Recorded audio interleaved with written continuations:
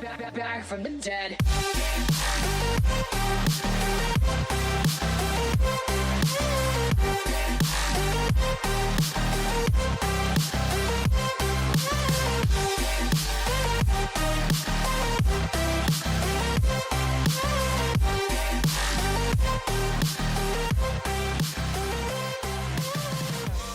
Ladies and gentlemen, you're all invited to go fucking mental. Hey guys, what is up? Welcome back to the channel. I am here today with yours truly. Eilfie is in the house. It is Paranormal Podcast Day, or wait, is it Handmaiden's Tale Day? I can't remember which one. No, Paranormal Day. It's definitely Paranormal Day, although it feels like we're living in a tale right now. It feels like the world's exploding around us, and we're just kind of sitting here like floating on a rock in outer space, you know what I mean? So I hope everybody's doing well. I'm so excited for this stream today. This is a stream, honestly, Eilfie, haven't I been talking to you about this for like ever? Like since we became friends, like the first thing I think I asked you about was Mothman. I was like, I envy Eilfie. Like, I can't wait. Like, I really feel like this particular stream is going to be more on Eilfie because not a lot of people have actually been to the location where they claim that Mothman resides. And Eilfie got to go, and you get to hear the behind-the-scenes stuff, and I'm so excited because it's just so cool. And, like, this is my hands-down favorite crypto. What's your favorite crypto character, Eilfie? Honestly, I definitely like Mothman since I've been there a couple of times and I like the legend. But actually, one of my favorites is the Jersey Devil. That one's still, Is it okay? yeah. That's one of the places I want to go back to. Like, I want to check that place out more thoroughly. Right, man. I'm so jealous. So jelly belly. So you got to go to the Mothman area, okay? This is like amazing shit. Like this stream, I feel like I've been waiting to do the stream for like ever. Like before I even knew you, I was ready to do this stream. So, first of all, I mean, there's so much to go in, but let's just start off asking, do you think he's real? I think there was something there. Mm-hmm. Like, I definitely think, like, I'm not sure if it was quite what they described, but I think there was something, there was a cryptid there of some kind. Ugh. Because apparently just that area alone is just all the strangeness. So Mothman, he like goes way back to literally 1966. This is Point Pleasant, which honestly, like I remember when I started doing research years ago on Mothman, doesn't just the name like Point Pleasant sound creepy? It sounds like something out like one of those like Goosebump books or something. Or like a Vampire Diaries episode or something. Like it is. It's like Point Pleasant, you know, and this place exists, and they actually still today like worship him because he's seen there most often. There's so many theories behind it. I can't wait to get into it. But there's a museum. Have you been to the museum of Mothman? Yes. You have? Yeah, I actually got to go there and everything. It's really cool actually because it's a mix of the case itself, but also the Mothman Prophecy movie that came out early 2000s. Is it big? Like what would you like compare like the museum? Is it large or is it just kind of like, you know, okay? I wouldn't say it's big. It's like it looks like the building they used for it, because this was a while ago, so I don't know if they've added to it since last I've been there. But when I was there, it was about the size of your like a general store, like an Ace General Store, one level, but it was like packed full of stuff. Like they had all sorts of oddities and evidence and this, that, and the other, and lots of newspaper clippings and everything. Like the museum definitely just was filled with stuff. But yeah, I would say about the size of a general store, give or take. So this just kind of like randomly popped in my head. Do you think that when you have, because like they literally have a shrine for Mothman, like they have an actual, right? Have you seen the statue? Like there's like I have seen. I mean, oh my god. To me, I don't think that's what he looks like personally, but whatever, you know. But like, do you think when you have a Mothman location, works out. He's fit.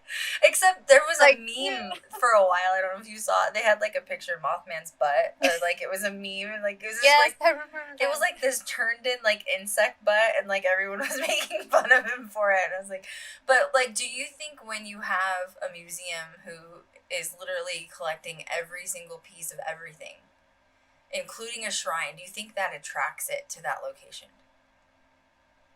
I could see where with something like that, it might because we're not sure what we're dealing with. I mean, it could be a humanoid, it could be interdimensional, it could be alien, it could be even like go into the realm of the occult stuff. So, but I can definitely see where like you're kind of adding energy to it as you have people going to it. I mean, you have the Mothman Festival, you have the museum, you have people taking pictures at the statue, so it probably can like feed into the energy if there is anything there. I mean, it keeps everything going and whatnot. So I wouldn't be surprised, but also I can see maybe Mothman him like the creature themselves might want to be just left alone too.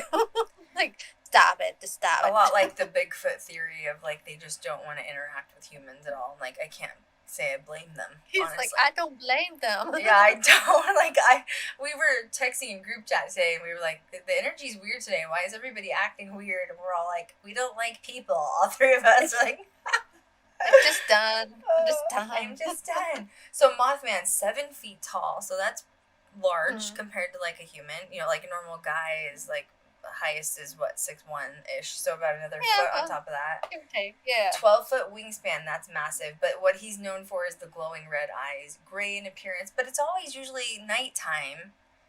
Or if he's flying, it's like black. You know, he looks black or gray or whatever. The one appearance, the one woman did get pretty up close and personal. She said, and she's described as a slightly gray feather appearance to it from what she saw. Though I'm like, if you saw something that's 7 feet tall with a wingspan like that, I don't know how much you would be taking in other than wanting to get away from there. True. Like, well, that means she saw texture, right? Like, she saw texture. But it was that close, she saw the texture. But it's interesting if they call him Mothman, and if they saw feathers. It's interesting they refer to Mothman rather than not like Birdman or something. You know what I mean? Like, I feel like if you would think of feathers, the first thing you think of is a bird. Yeah, and that's why I find it strange. Now, like, they talk about in the reports and stuff, like, the newspaper dubbed it Mothman and stuff because it was in the 60s, and Batman, the TV show was pretty big then, so it was like, Batman, Mothman, they're like, oh, creature of the night, let's go with Mothman instead. So they don't want him to get confused. Of the large, glowing eyes. Right. The red eyes, bird-like creature. Okay, so Point Pleasant, West Virginia. This is like pretty much on the coast. Isn't Point Pleasant like on the coast? I don't think it is. I looked it up the other day and I was like, I have to see this because I'm going to peek at it again. Because it's not far from the Pennsylvania border and also Ohio border, and that's actually where you see reports coming out of Ohio. Oh, okay, you're right. Because basically when you're right across the river from Ohio, because I remember we would be in Ohio and we crossed the river and then we're in West Virginia and everything, because from where I am it's about 3 hours away, so it's not very far. So it's kind of near, almost like 3 borders of states. My brain, for some reason, thought it was like closer to Maryland, I guess. My brain was right there. But yeah, I bet I've driven right through there. I can't believe I never stopped because, like, I've been road tripping through there. Technically speaking, if you look at it, like, without the Mothman stuff, it's a small working town. It's ones that you pass by almost every time when you're traveling through and everything. Like, without the Mothman, you probably wouldn't even really, like, take notice of it. You drive by it. I'm looking up stats on it right now. So, 2010 census for Point Pleasant was only 4,350 people. Yeah, it's highly not doubt it for much more census. Well, 2019, the population actually decreased. So it's 4,146. So it's... Wow, it got smaller. Yeah, it did. It got smaller by 300 people. So that's really interesting. Yeah, because I remember, like, okay, when we went to Point Pleasant and everything, there was the main road strip and everything, which had all the shops, like the Mothman Museum, the diner. I think there was like an antique shop. Did you go in the diner? I think so. I think we went into the diner. Eilfie. It's cute. It was like very Mothman UFO themed and everything. Eilfie is our... I say I'm the supreme. I'm not. Okay? I bow to Eilfie because she's done the coolest shit, like, ever. Like, I literally could just listen to Eilfie for hours on the things she's done. So what is the vibe in the town? Like, what does it feel? Does it feel like a small town? Does it feel cryptid? Does it feel haunted? You know what I mean? Like, what's the vibe? Oh, I know what you mean. It felt, it definitely felt very strange. I mean, it's a small town. It has that very small town feel. It's almost like, okay, like if you ever watched like a Stephen King movie or like even X-Files, and they've had to investigate those tiny towns, like there's always, like, I feel like it's one of those towns where everyone knows everyone and everyone's in everyone's business too. It definitely felt like that because I had the feeling like when we went there, it's like no one can keep a secret. Probably everyone knew what we were doing there. Okay. That we were all there. I have a question because I've experienced this in small towns. So you're there with the film crew, and you're like, my eyelash is falling off. I think I don't know what's going on here. It was one of those days. I went to this small town. Oh my god! Well, I went to a few of them. One was 400 people, so very teeny, and then the other one was 900, and like so you were but 4,000. That's still small, you know. Yeah. Was it one of those places when you walk in, you've got a full film crew, and it's like a thing, you know? Like it's probably like one of the biggest things that happens there is everybody watching you, and like their eyes are on you to see like what's going on and like questioning it.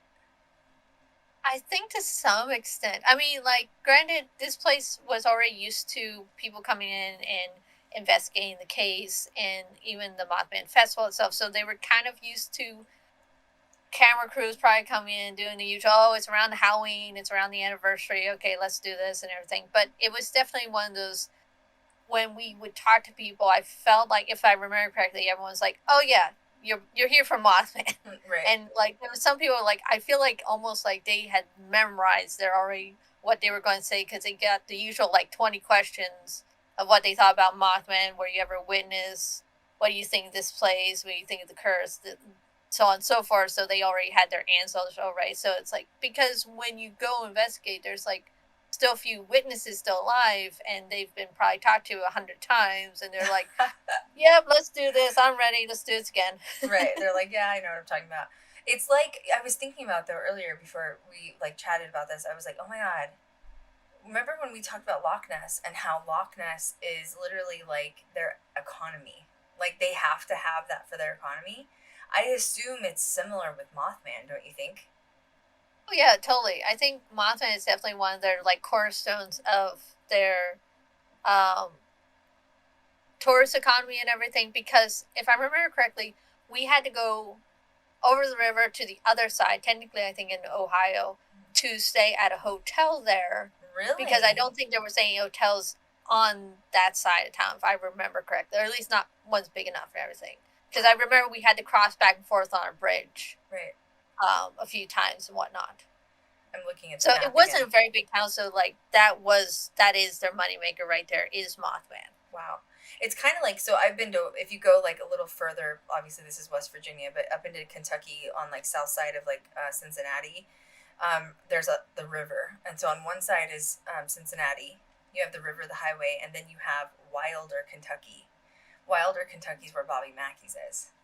So I've been there, and it's so strange because, well, Wilder's like literally 4 blocks long. Like, not even kidding. Like people are like, oh, let's go to Bobby Mackey's. I'm like, okay, you realize like it's the middle of nowhere. Like, I mean, you can go to Cincinnati, but it's a drive. Like, I'm not talking like a little river like that though. That river is massive, and it takes a minute to get over that river. You know, like over the bridge.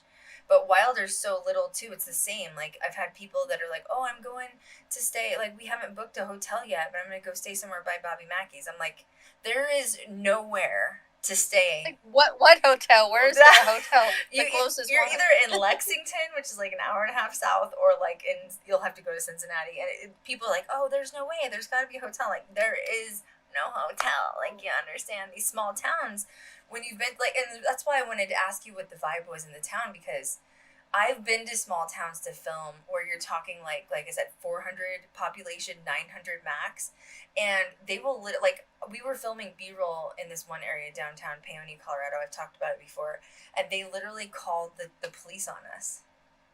Oh no. Yeah. And the police showed up, and you're allowed to legally, like, you as a producer, you have to know where you can film in, like, public areas, public access, like, streets or sidewalks or parks. Like, anybody can film there. You don't have to have a permit to film in those places. But they get in your face because they don't know what you're doing, and they don't want you. So it is. That's why I had to ask. Like, Wilder's kind of weird like that. Like, it's literally 4 blocks long. Like, I remember Wanda, before she passed for Bobby Mackey's, she was like, let me show you around the town. And it was like, okay. And it was like a 4-block radius. Walk up the street and back down the street, and there you go. And that was it. She's like, and that's my house there. And I'm like, wow, that was a great tour. You know what I mean? But it blows people's minds when you haven't been to places like, even 4,000 small. Like, metro area of Vegas is millions, you know what I mean? Like, you're thinking of 4,000 people. You're right. Everybody knows everybody, literally. Oh, yeah.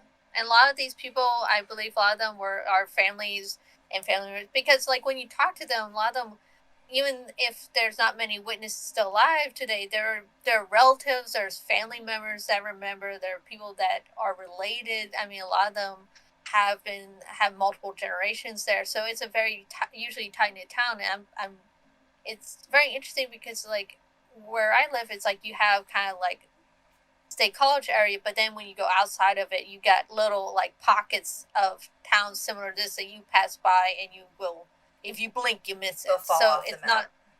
Oh yeah. So a lot of these, and I noticed a lot of people probably, like, if they didn't work at, like, the few places that were in the town, a lot of them probably commuted outside town to find work and everything, because I can't remember what originally the town did and whatnot, but that had kind of died down, so the Mothman stuff came about just the right time to kind of bring it back to life, essentially. It's funny you're saying that, because I just decided to look up Point Pleasant, West Virginia. Like, every major city has, like, a city page, you know, which is like, here's about the city and the population and what to expect. And if you literally scroll through this, the first major thing that you're going to see after all of the, like, text is the Mothman statue. Like, literally, It's right there. So you can tell that it's definitely, looks cute, though. They have little, you're right, boutiques, little, I did notice it looks like it could be a fairly religious town, though, because I saw some, like, quote, Bible stores that were in the area. I don't know if you remember that. Does it seem like a religious town? I mean, it's a small town and everything. I wouldn't be surprised, and I honestly wouldn't mind going back there just to see what has happened and if it's grown or not, because I do remember there were a few more shops the last time I was there, because I've been there 3 times at least. Mm-hmm. Yeah, I think 3 times. So jealous. Mothman I Festival still haven't gone to a festival yet, though. Yeah, September 17th and 18th. I would love to go. 3 hours isn't that bad. That's not too bad of a drive. Oh, no. I mean, the worst part, though, is depending on what road you go through, you do end up kind of going through the mountains and the twisty roads and everything, so it's not quite a straight shot. So winter wouldn't be a good time to go in that area, probably. It was cold. Is that still Smoky Mountains area, or is that not quite Smoky Mountains? I think that's still part of the Appalachian Mountains, okay. too. Like, you do run in through, kind of like, weave in and out of the Appalachian Mountains to get there and everything. Which I've been fascinated with those lately, too, with cryptoids. So this is really cool. My God, yeah. TikTok. Have you seen TikTok is blowing up with, like, cryptoids in, like, the Appalachian Mountains and, like, the Smoky Mountains? And they have people that live in the area. We need to do a stream on it. I'm planning on doing it eventually, but the locals are probably like, what are you talking about? Of course we have cryptids. What else is new? These people on TikTok that I found, they're like, oh yeah, we have Bigfoot, and we learned that you don't go outside when it's dark, and if you leave your phone in your car, well, it's staying there till morning. And I'm just like, whoa. Like, they're not joking, and they lock up their animals in the barn, and like that, and if you don't leave your horses out after dark, and like, I'm just like, wow, this is like deep, you know?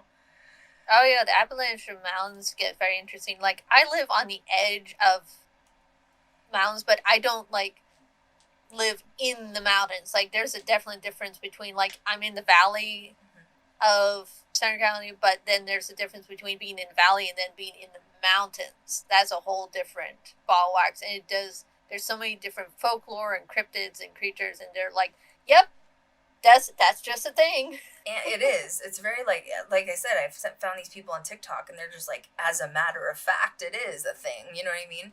But Oh, my yeah. dad owned property, and I've had to go to these properties over the years. They're still in the family in I guess you would call the foothills of the Appalachian Mountains in Tennessee. I'm not going to say what Okay. town.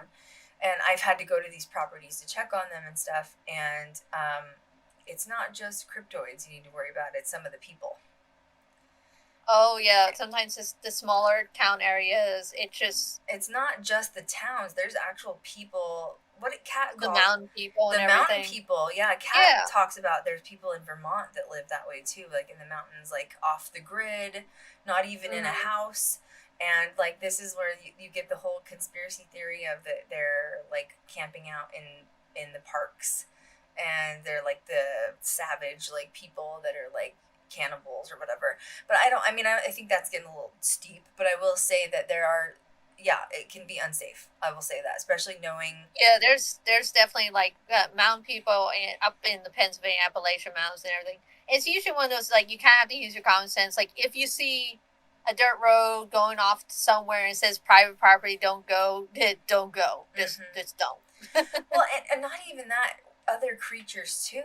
And I know we want to get back to Mothman, but another example is we were filming on set with Kat, and we found a like cave off to the side. This was in Arizona. We were hiking up this trail, and like because there was quartz everywhere. It was ridiculous. There was just quartz embedded in the ground. It was beautiful, but we kept hiking up this trail, and we got into and once again, no car access. Like this is all on foot. And we found a couple of caves, and we swore we heard people or something talking up there. You know what I mean? And I was like, no, don't go in there. Like, we don't know what's in there. We don't want to piss anybody off and get shot. Like, whatever. You know what I mean? And even Kat was like, danger, danger, turn around. You know what I mean? Like, so I'm just warning you guys, like, be safe and think before you do things. Because, and maybe it is not a human, to be worried about. Like, maybe it's an animal, or maybe it is weird people that are camped out living in there that are cannibals. I don't know.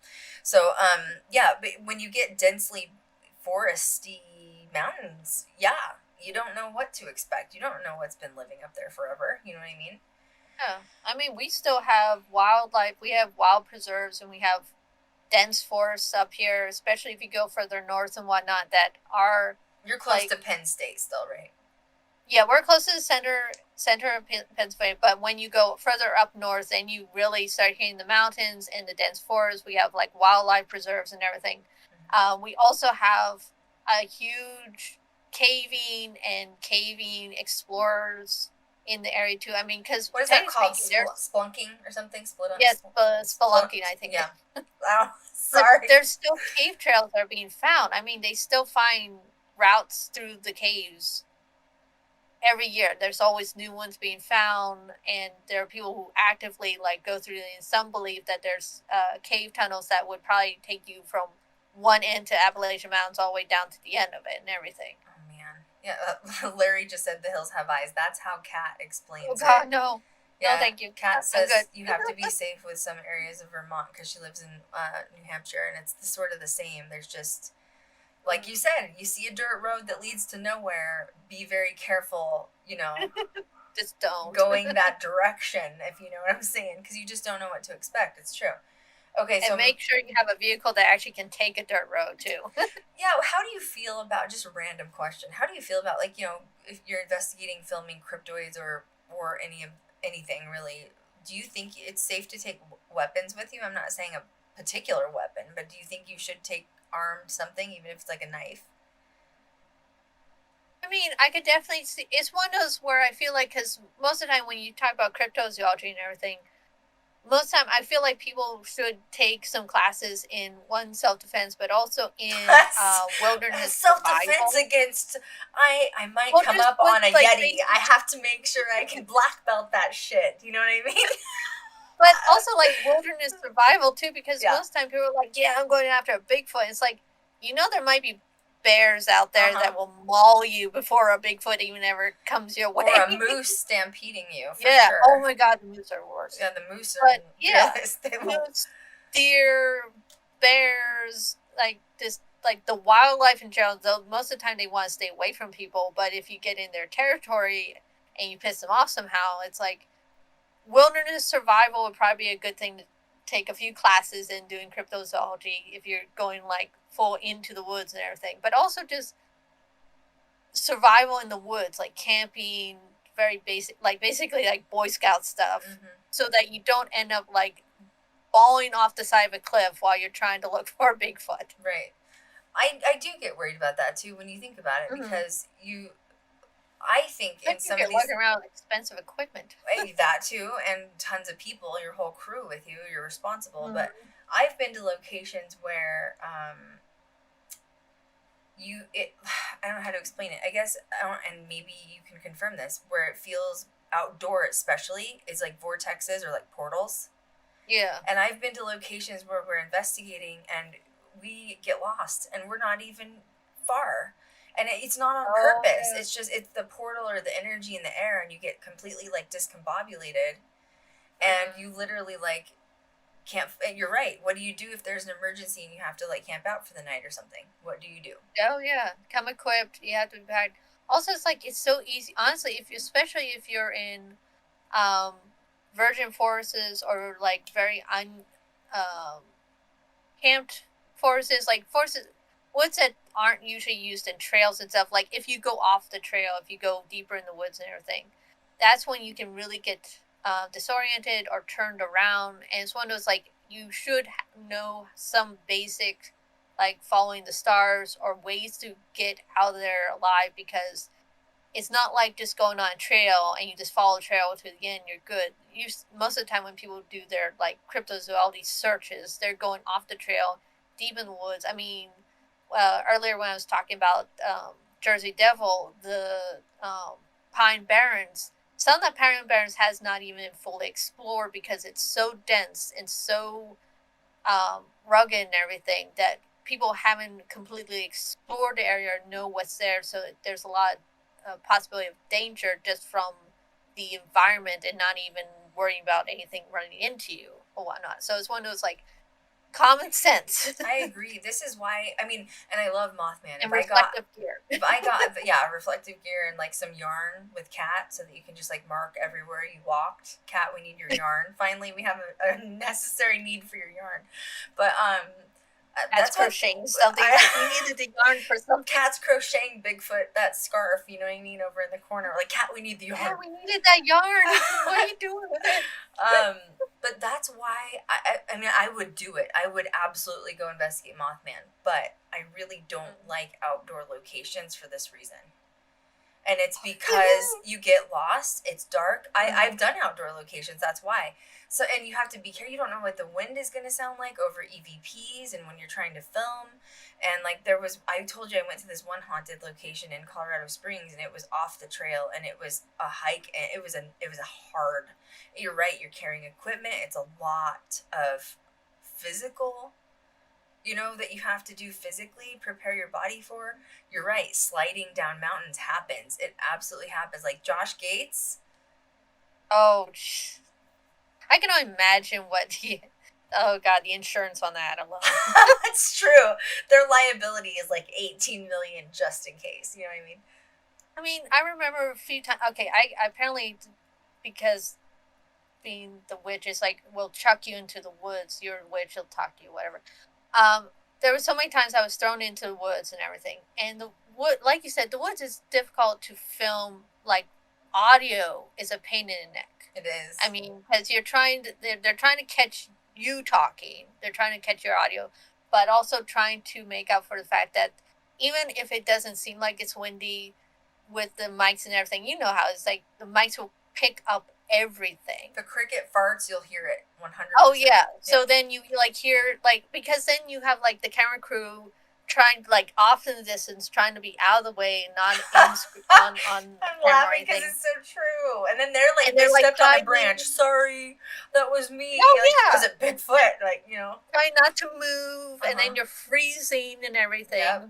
because like you're not bundled up enough, and like after so long being outside, you're cold. And then you're hot. But they're like, okay, we need to do EVP session. It's like my teeth are chattering. I can't do it. It's true. It's so true. And that's why outdoor locations aren't my favorite. I would do it though. I would absolutely do it. I would love pay for it. I love the idea because Same. there's so many cases outdoors, but on the other hand, it's like such a pain in it. Well, It's that's we like need Island of the a Dolls. tent. I would love to do that, but oh my god, we have to take a boat in. Think about that with an entire crew and all the equipment. Oh my god. Whoa. It just exhausts me thinking about it. You know what I mean? Like, I mean, you'd have to go in bare minimum, but you still need certain things. Where do we charge everything? You'd have to try Like to take a generator. Yeah, see? Yep. Oh, yeah. And then you have to get all the lighting. When Ghost and Adventures generator. went, it was like they had to take like 12 trips back or something. Like, and yeah, you're right. I mean, can believe it.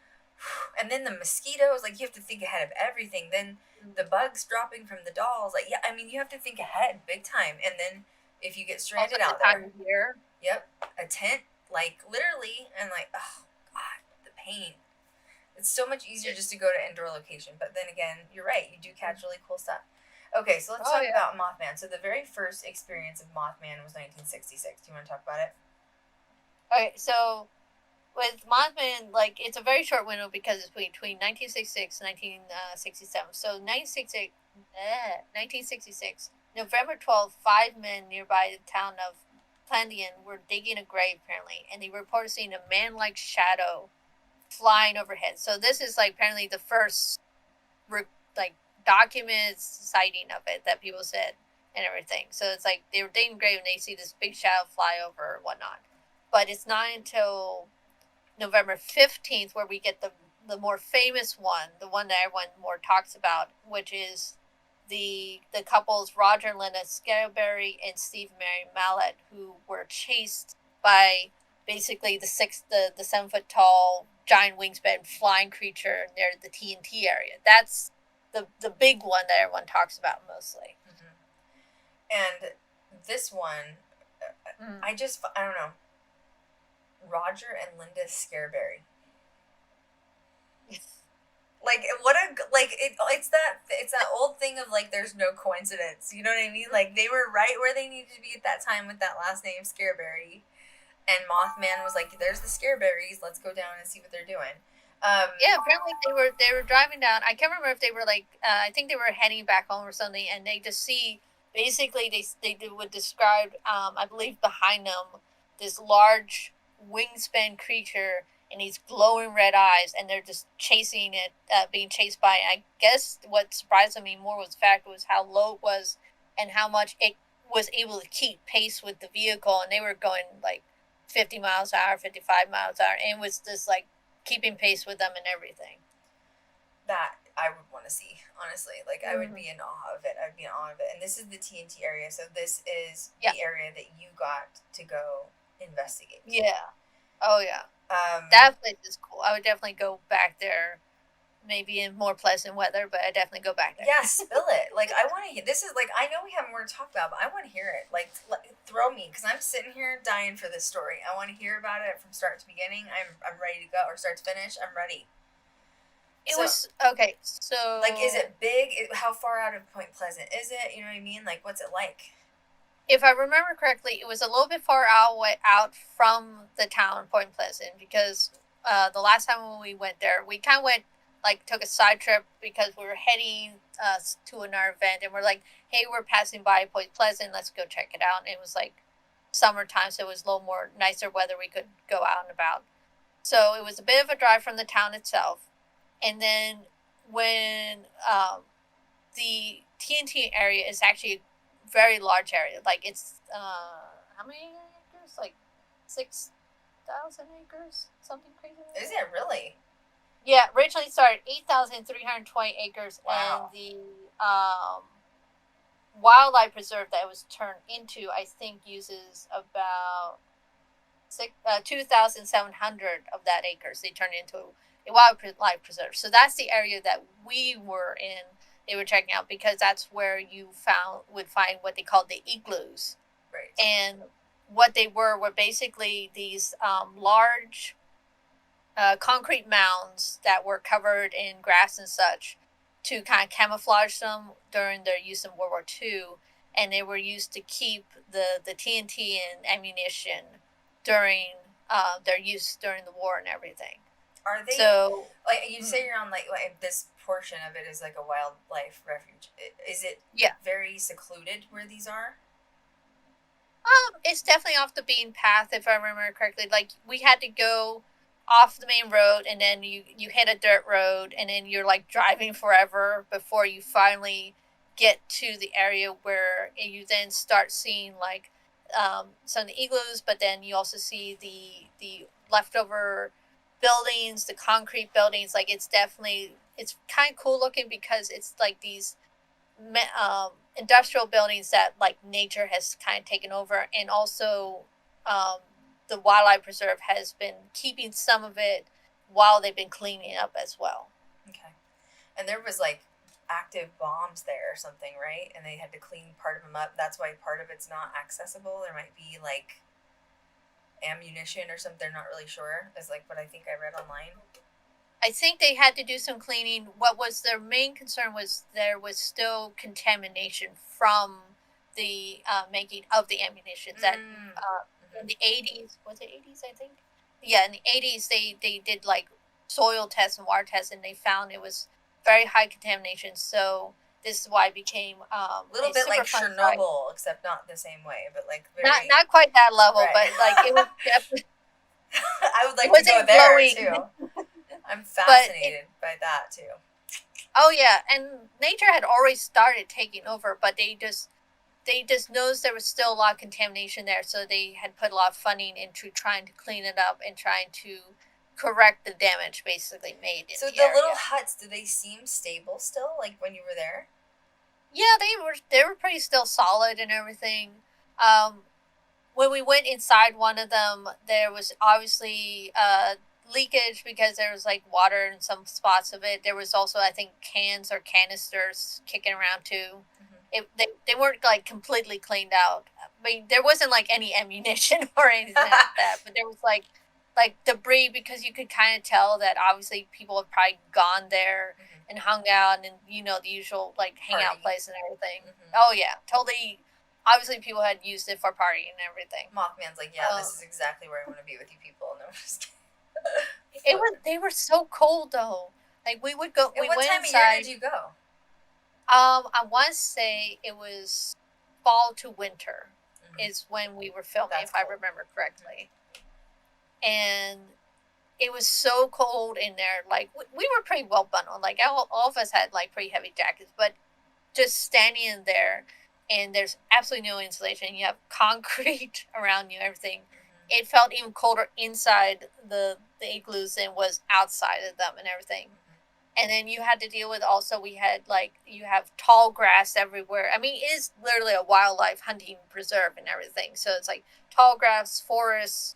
You hopefully don't get lost and forget where the trail was to get back to the cars and everything. But it was still really cool because it was so quiet in some ways because we were out of the way. We weren't near any of the towns. And you could hear, like, some of the wildlife and whatnot, and just very open sky. And clear, probably not with any of the pollutants from the... Yeah, I bet it was gorgeous. Wow. So, do you think you experienced anything there that may have been outer worldly? I don't think I did. I don't remember experiencing anything. I was more just, like, I remember both, I went there at night when we investigated, and when we last went to Point Pleasant during the daytime. I don't think we got to go to one of the igloos, but we got to be outside. And during the daytime, it's very calm and very... It had a very nice feeling to it. Like, it was just... If I'd lived near to it, I could see myself just kind of walking around and checking out the place more often. I mean, honestly, some of the stone structures, if I remember correctly, look like really cool, like, photo shoots. Oh, yeah. Like, this would be really neat. I would love to take some more photos of these. Witchy photo shoot. Here we come. Oh, totally. It was, like, very, like, post-apocalyptic concrete walls and everything. Wow. but it was very calm and lovely. Like during the daytime, like at night, it definitely had a spookiness about it because you have these like huge mounds, and they almost look like I don't know if you're familiar with like fairy mounds and such, and the folklore of that. They almost look like that, and like So you like walk out of one of them and you're expecting someone to sort of walk out of their hut too, like in a creepy way. Oh yeah, definitely. It was just at night. It definitely had a spooky feel when you were in the main area, the TNT area and whatnot. And it just like I remember feeling like slightly the feeling of maybe being watched or like okay maybe something's watching, but I didn't feel like I felt cold, but I didn't feel like it felt bad. It was more like something might be taking interest, but just observing or something. Well, especially if you're in its space. But so does it seem like a place that would be able to harbor something like a Mothman? I could see it harboring like something of because I feel like if with the Mothman, I'm not sure if I would classify as an alien or maybe even something older, like something part of the land itself, like a nature spirit or something. And with that area being reclaimed by nature and everything, I could definitely see something of that land, either the nature spirits stuff, reclaiming it and kind of taking back over what it is and making it their own again. So I could definitely see that possibility. Yeah, I don't know how I feel about it either. I think he exists, though. But, there's theories behind it, which we'll get into it. Like, some people say he, like, shows up before major accidents happen, which we have some of those, too. And then some people say, like, he's the cause of the accidents. Like, they saw him before the 9/11 happened, and, like, he was, like, warning people, or was he, like, directing the plane where to go? I don't think it's that. I do think it's more of a protective energy than, like, a doomsday sort of energy. You're right, though. It does seem more like almost indigenous in a way, maybe shamanistic type of thing, like for sure. Totem, maybe a spirit totem, an animal totem, or something like that. Like a protector of the land and whatnot. I could definitely see that because honestly, too, if you look at the cryptids, there's so many ones, even just in the East Coast area to Midwest area, that a lot of them will have stories connected to them that go further back to indigenous area and whatnot that will describe something similar, and that usually they are protectors or that they're guardians of the land. Well, in this particular area, for example, the TNT area, which was used for obviously World War II, they say cryptids that are alien creatures don't like war against each other. So it makes you wonder if it chose this spot to sort of cancel out the negativity of war. You know what I mean? Like, it doesn't want the land to be injured anymore. Like, you're right, very spiritual grounding. When you're talking about indigenous culture, which is my culture, is you worship everything. Like, I know my family, if you would hunt bow and arrow style, you used the entire animal. You didn't waste an inch of the animal. You used the skin, you used the bone, and you also give like very big gratitude to your ancestors and your tribe for being able to provide them food from this creature. It's a very like spiritual practice. And that's sort of how I interpret the Mothman, is very, you're right, very like earthy and like protective of creatures, who knows what. Okay, so let's go back to the notes. Where did I leave off? So sister-in-law, right? So then, let's see here. November 16th was when we talked earlier about the basically the titling of Mothman and everything. So that was when the newspapers says, couple see man-sized bird creature something.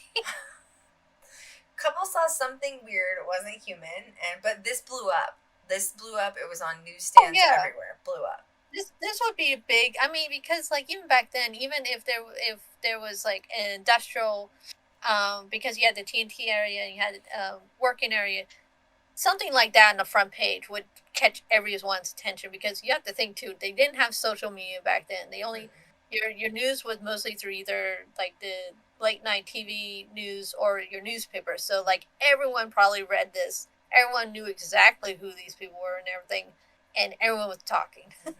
Well, even beyond Point Pleasant, I mean, I'm sure it was just a fire beyond there. It was probably worldwide. Oh yeah, I can see. Because the other thing too, when I was researching everything, I totally forgot. It's like the 1960s were definitely a big time for the UFO sightings, alien sightings, alien abductions, and then you also have cryptos and everything. So this was a big time for people talking about this very subject. So to see this in your local paper would be a big deal.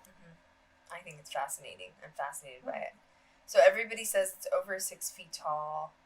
Now these people start getting interviewed on all these TV stations, obviously. Yeah. And then it wasn't until a little bit later that he was dubbed Mothman. Yeah. Wow.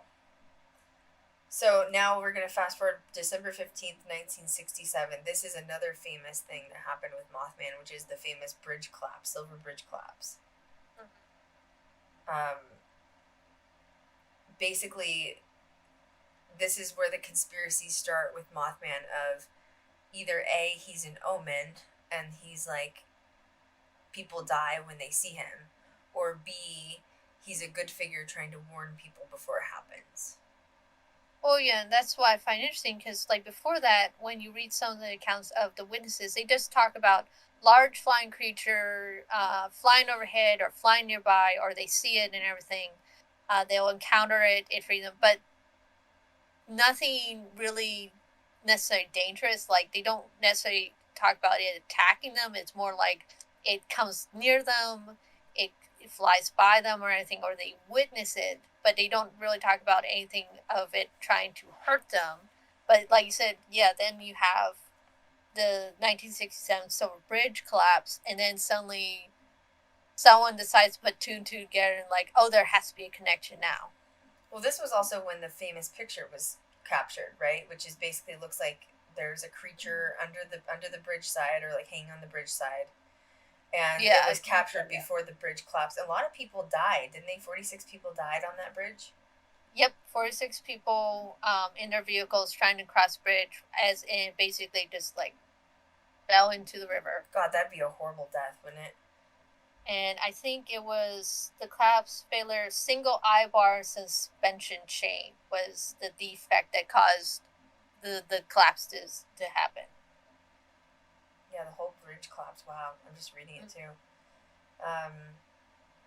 Bridge was carrying too much heavy load, so it was basically people were driving across this bridge during rush hour traffic. And then because of this defect of how it was built, it collapsed. God, that's that'd be horrifying to watch happen, wouldn't it? Oh yeah, and I mean, there's been footage like of, I think there was it was San Francisco, where you see a bridge and it's during winds and you see it twisting and everything. So something almost similar to the fact. But yeah, there would be people on both sides of the bridge who've already crossed over, about to, seeing suddenly this part of the bridge just fall away and everything. And like, I could just only imagine, like, you don't really probably compute of what just happened and everything. And it's just like, I can't even imagine what that'd be like. Yeah, well, but then I feel like when tragedy happens like that, like, it's easier to blame something or someone. So on the negative side of the Mothman is like, oh, he's an omen, he caused the bridge to collapse, And then that's that whole, like, fear-based thing that we're all used to hearing, especially in, like, the paranormal crypto world of, like, scaring people out of, like, being interested in it or, like, being open-minded about it. But that's horrifying. 46 people, that's a lot of people. That's a lot of people, especially for that time. You're thinking in the 60s, like, that's a lot.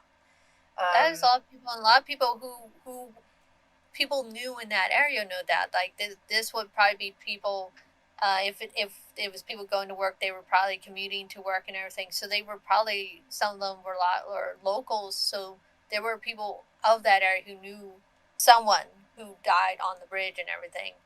And yeah, I think it's that idea, like, we have to have a reason. There has to be a reason for it and everything. Even though when you look at it, this bridge was built in 1928, so it was probably like overdue, needing an update.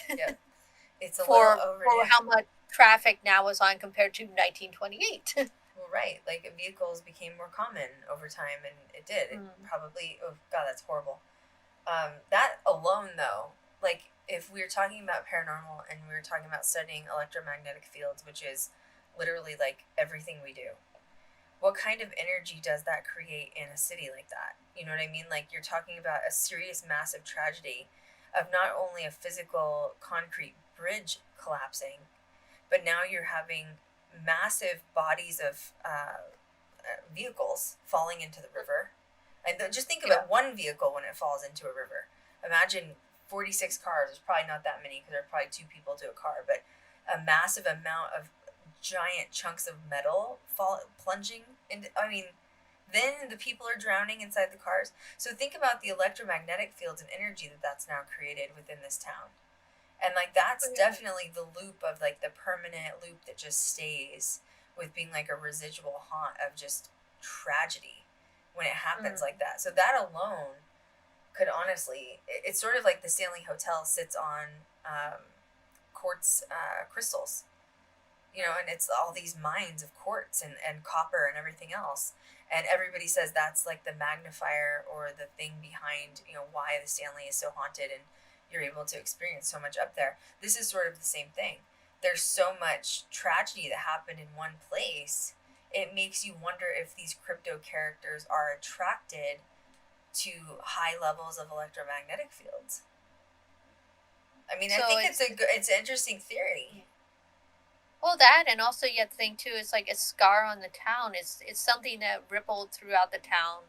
It's a lasting scar for generations to the family members of those who were lost and everything. I mean, even though you have people in the paranormal talk about like Mothman and trying to connect it to the bridge and everything, there are people in that town still that don't see it that way. They see it as a tragedy of a family member being lost to them that was very serious. So I could just see that energy of that impact, because this would be just people going about their day, and then just this happened. There was no, if there was any possible already prediction of it possibly happening, I'm not sure if anyone ever talked about it or going, hey, we should check out the bridge or anything. It just day to day, and then this happens out of nowhere. Well, and I always think empathetically too, like when you're talking about tragedy and trauma, because that's such a big part of like paranormal and haunted locations. How, like, literally put your like, let's say your aunt was driving on that bridge in Point Pleasant and your aunt plunged into the river. We don't know how deep the river is. I'm sure we could look it up. How long does it take the city to send in emergency crews to pull those vehicles out? Probably days. Days. So that's, you're right. That's even more trauma. All their families are sitting there waiting for them to be pulled out of the water. I mean, that's horrifying. That's the empathy behind it, is realizing the impact that it really made on the whole town, honestly, the whole town. If I remember correctly, the river is quite deep, and it's like choppy waters, and it's cold, because I remember being on the one side of the bridge checking out the memorial and everything, and it is definitely like pretty December 15th, 1967 is when the bridge December 15th.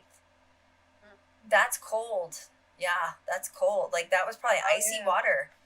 So, like, that death was oh, that's rough. It's a rough death, man. Thinking you can't get you're trapped in your car, and maybe even if you could somehow get out, now you're probably going to freeze to death trying to get out of the river. Like, that's horrifying. I just think it's important to talk about these things and, like, really take them apart, because I think as investigators and going to these locations, it's so easy to just be like, oh yeah, bridge collapsed, 1967, and all these people died. But like, really critically think about what went into that happening. It wasn't just a couple people died. Like, cars and cars plunged into an icy river in the middle of winter. And then you probably have weird, creepy shit like concrete from the bridge falling on top of the cars. You know what I mean? Like, you don't think of that. Like, you have debris, you have the wires, you have like you said, the concrete and steel wiring, everything coming down on, and other cars, because we don't know if like other cars fell on top of each other. So I think I remember with the Mothman movie, they tried to make it kind of like mysterious looking because you see like the bridge collapse and you see the cars, and then you see, I think, Christmas gifts floating in the water Yeah. and everything. But it's true. People were probably shopping for Christmas. Like, seriously, December 15th. Like, yeah, that's sad. That's like if you're getting ready to like go, have family dinner with and this is a small town. Obviously, they're religious. They're getting ready to like go celebrate Christmas and like have all these wonderful gifts in 10 days, and instead you're planning funerals. Yep. And 49, what, 49? Is that what I said? 49 at What's that? that? 49 or 46, 46 people. 46. That's a lot. Think even the coroner getting involved, guys. Can you imagine Oh, a there small probably would town? have to be multiple places to get involved if they were taking care of that. I mean, that's what's so crazy is like, can you imagine the city, the coroners, the morgues, funeral homes trying to figure out how to bury 46 people? Holy shit. Yep. That's sad. That's crazy. Like, especially for that time. So, okay, moving forward go ahead. I want to say, I can't remember how many. I want to say there were a couple people who were never identified, because you have to remember too, these people would have to be identified too, and everything. That's true. And I want to say some of them, not many. I want to say only a few of them were actually never identified. Wow. You don't think about that stuff.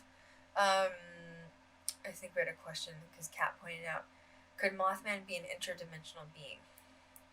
Oh, I could see that. Yeah, I could see that, especially the kind of the sporadicness maybe of him. Like, it's not like people go hunting, like, where would Mothman nest and everything, so I can see the possibility. When you say nest, I've heard people say that, and I think of him like laying eggs in a nest. A giant nest on the top of a pine tree or something. Oh my god. It is. Well, that's the next question. No. Like, is there only one Mothman? Is there multiple Mothman? I mean, is there a Mrs. Mothman? The Loch Ness. Is there a moth woman? Maybe you guys have it mixed up. Maybe it's not a man. Small moth babies. Hashtag feminism. Okay, like maybe it's a she. Okay, no, it does. You don't know, but it's kind of like, oh man, Chupacabra. Yeah. Where, like, all of a sudden you have Chupacabra getting involved, and, like, use all these, pictures, or, like, people saying they see him in Puerto Rico, and then all of a sudden Chupacabra's in Florida, and then I think he's been spotted in, like, Mexico, and then, like, there's certain areas, but then all of a sudden, like, nothing, and then all of a sudden he's back in Puerto Rico. So it does make you wonder, like, same with Mothman, you go, like, forever not hearing of any sightings of him. Like, the most recent major sighting, I would say, was probably 9/11. Do you think? See, there was more recent sighting in 20... Well, it's one of those, like, it's... I don't know if it's completely verified, but there's a... 2016, there was a photo. 2016, there was a photo. In 2017, there's supposedly sightings of it. So that's the most recent one. But it's, like, kind of spaced out. I don't think there was anything before 2016...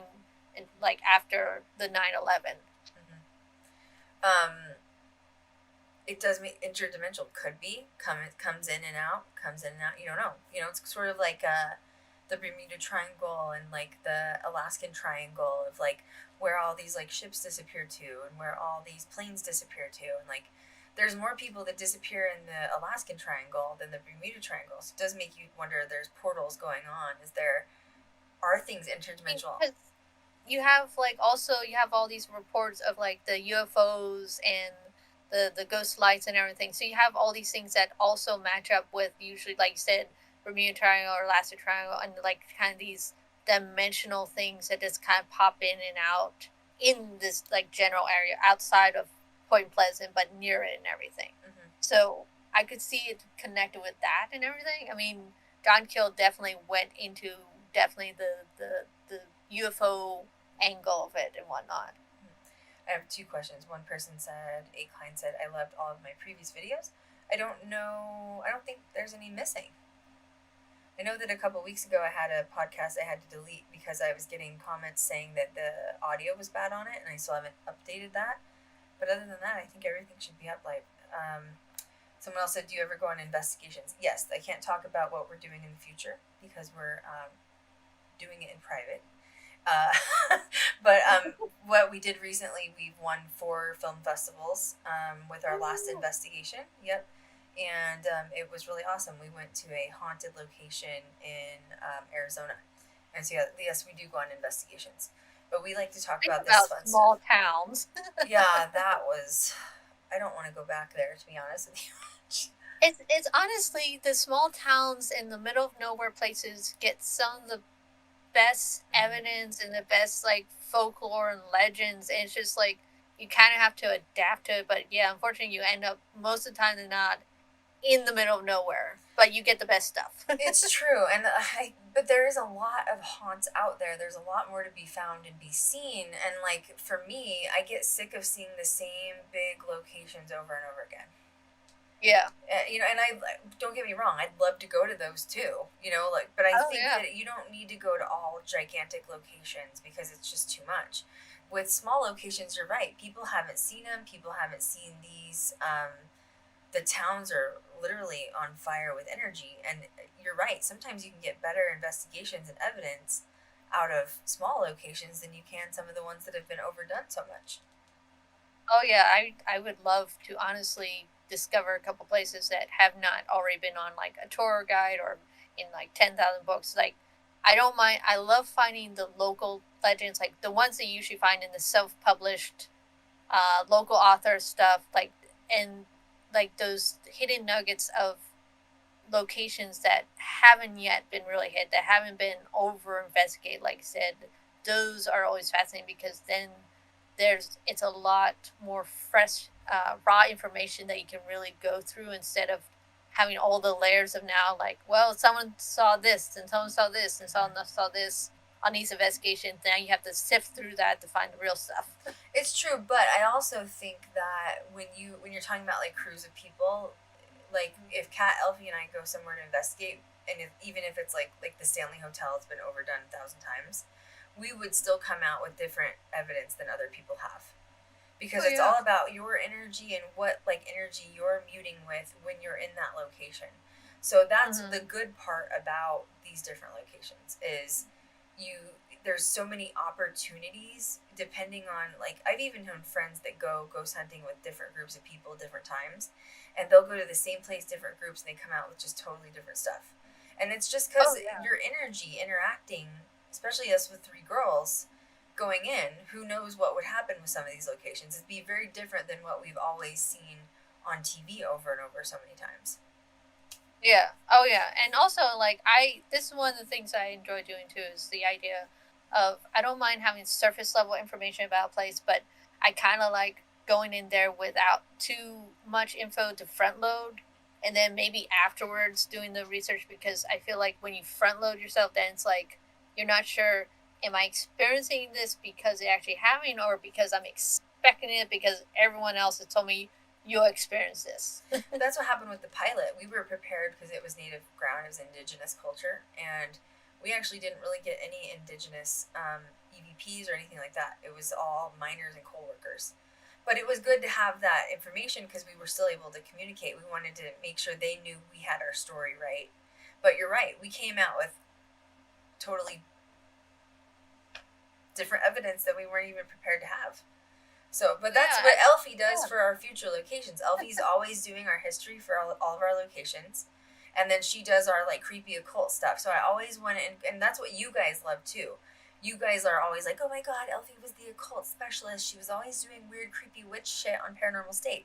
And that's her job again, except this time, she's not doing it alone. Kat and I are doing it with her. So we always want to incorporate something creepy occult involved, like to start it, maybe a seance or something like that at each location. So that's what we're excited for.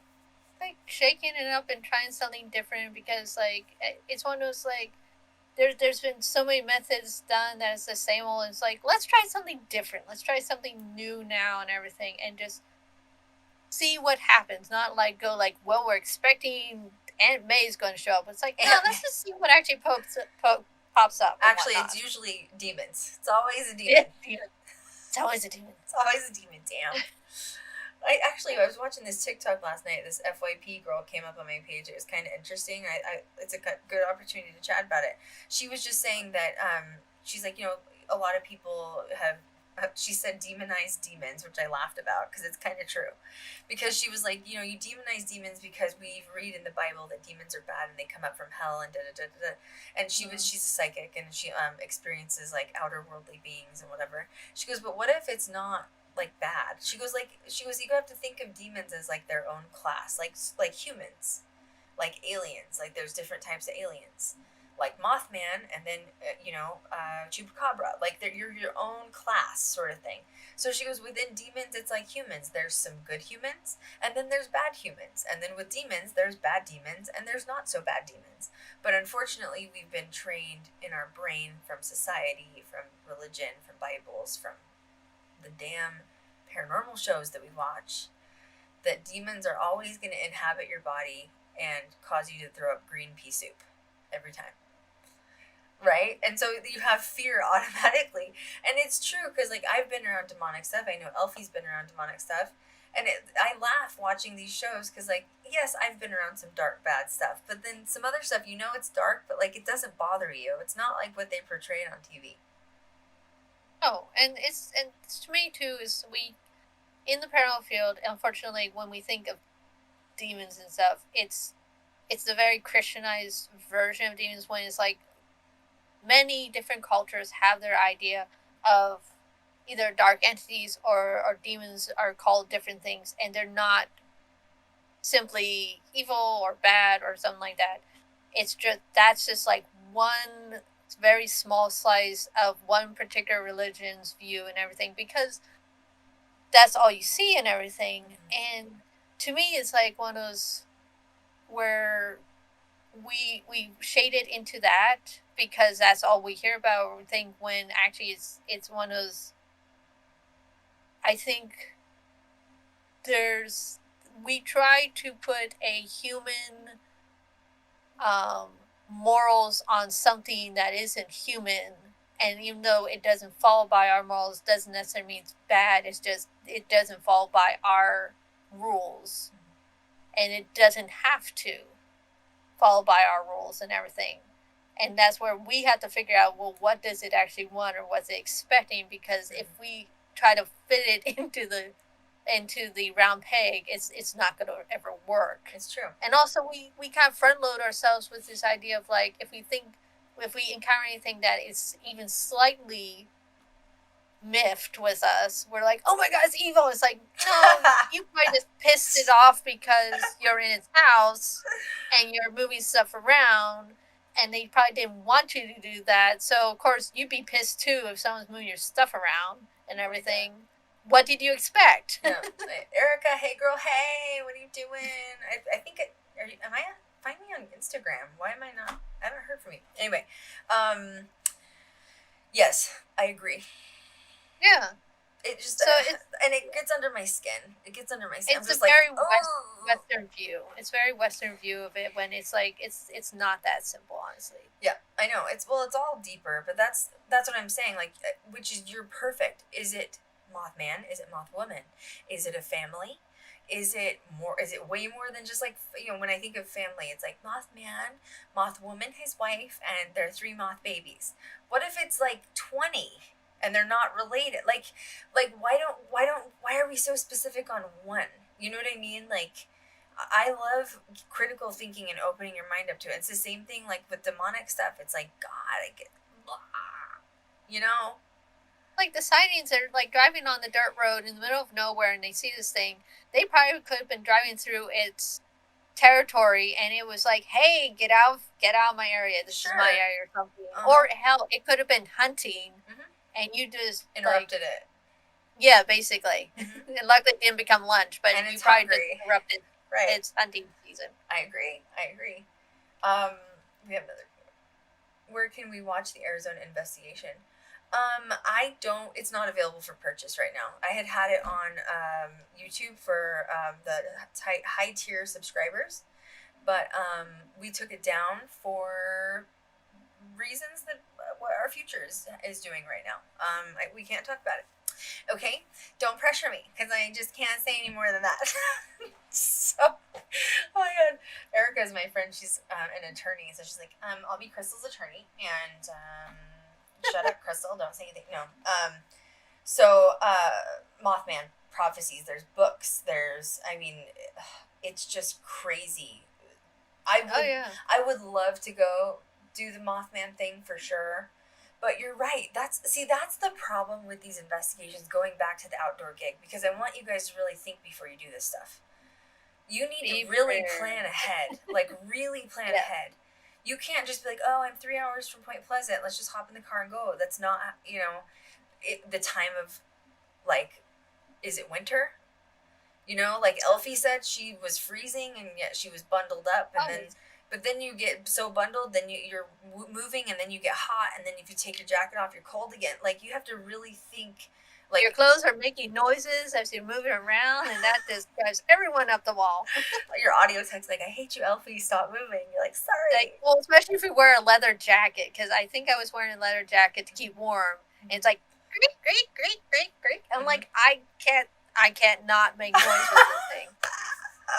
I'm also not going to freeze. That happened to me when I was filming Paranormal Challenge. There's a shot of me on that episode where my hair is like sticking out. People don't understand. I was in a building in the middle of July with no air conditioning in Arizona. And it was like 135 degrees in the building. And I was like, why are we filming in here? It's so hot. And they were like, you have to wear your jacket. And I was like, oh my God, I'm going to die. And like, we were in this like upper floor of this like deteriorating, it was just unsafe, shouldn't have been in their building, but it looked cool for film. And we're standing on this like rubble, and don't make me send moves. And we're doing B-roll shots, so most of the time for B-roll you have to stand still for like an extended period of time, you know what I mean?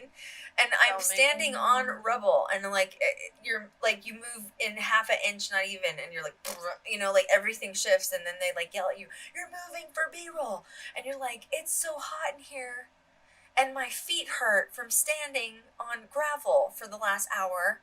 And so you have to think of, it's so much more than just getting in the car and going to investigate. You have to plan the time of year you're doing it, what you're wearing layers. Like Eilfie said, if there's an emergency, do you have a compass? Like, are you prepared? Like I said, what if you get lost by accident? If I remember correctly, like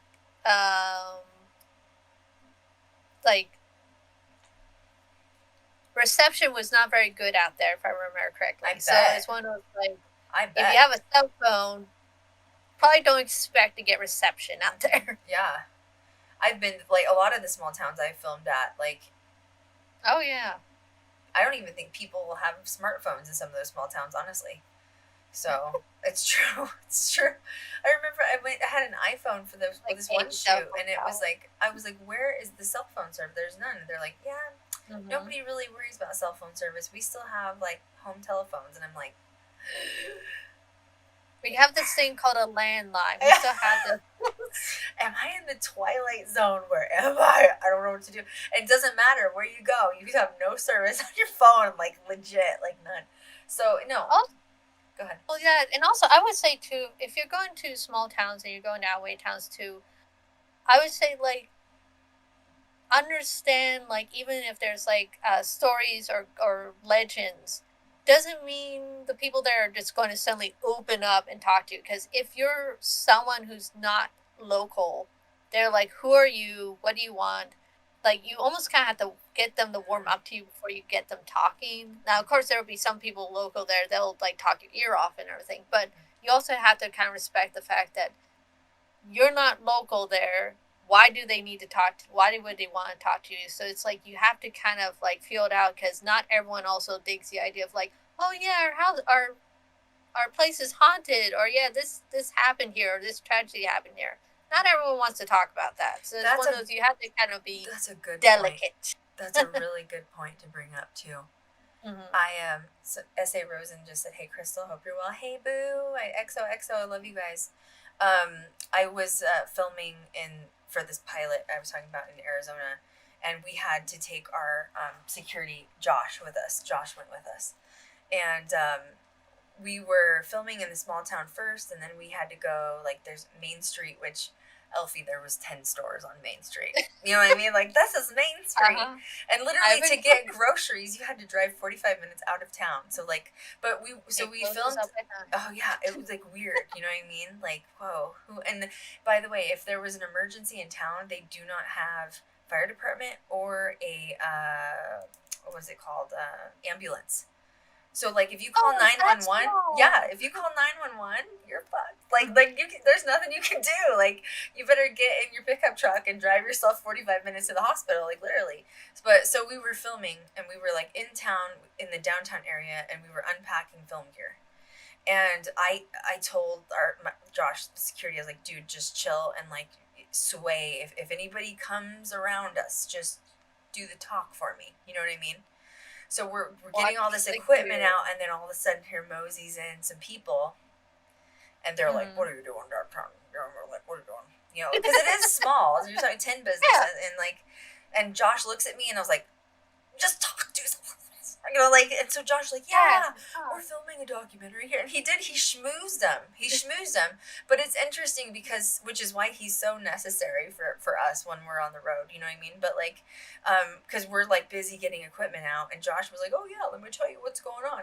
But it's some people will not be receptive to you. So, like, if I would have walked up to him, he would not have been receptive to me. So you're right. You have to be very aware of your surroundings, because people will either love you or hate you, because that's their territory.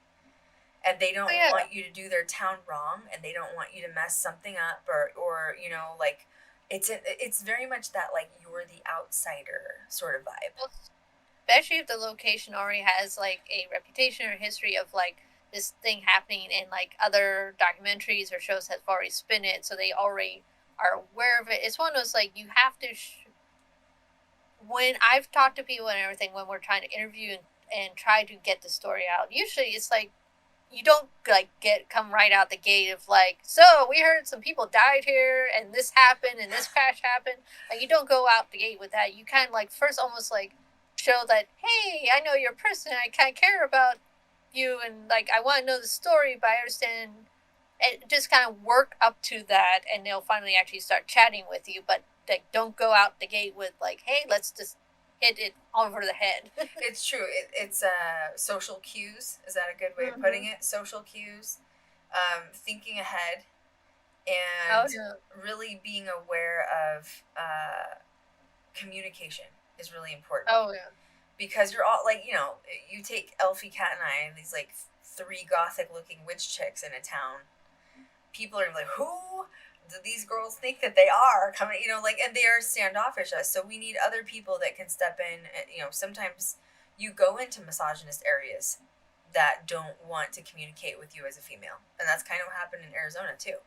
And luckily that's when Josh stepped in. Thank God he was there. And he was like, and then the guy was like, at first he was real like, oh, I don't like this, you know, like, blah, blah, blah. And then he was like, oh, this is kind of cool what you guys are doing. You know what I mean?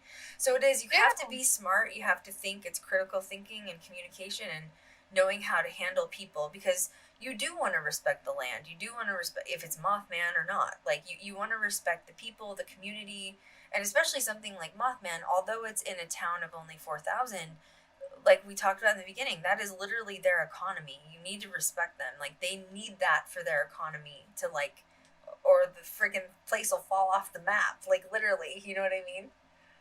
If you talk to someone and you piss them off, or you rub them the wrong way where they this left a bad taste, everyone's going to find out real fast. And then the people you try to talk to later on, they'll probably already know way ahead, and they're like, yeah, no, I don't want to talk to you. Because the person you just pissed off probably told everyone else of, like, well, hey, don't talk to these people. They're just, the police like, cause trouble. Yeah, we were in this town, and I'm talking, like, they still drove, like, really old school police cars to where the city was. And so then you're like, because as a filmmaker too, you're like thinking like, this looks very like, you know, Wild West, like dirt road with this like, old. This feels a little sketchy. Yeah, like you're in a time warp. You know what I mean? But like, and what had happened was I had another camera. This is like years ago. I had another camera tech on set, and he had gone to town alone because it's very small. And this is the one that where 900 people I think lived. So you could literally walk everywhere. So he walked to town to like go get a drink or something, and probably wasn't friendly, but is an outsider. And then people, you're right, it spreads like a wildfire. And then we're downtown filming, and we have all these cameras and, you know, lighting. Like Eilfie said, you stand out. Like, there's no way you can't stand out. And then here comes the police, and they're like, what are you doing here? And then, of course, somebody has to be the one to communicate. I try to make it myself, usually.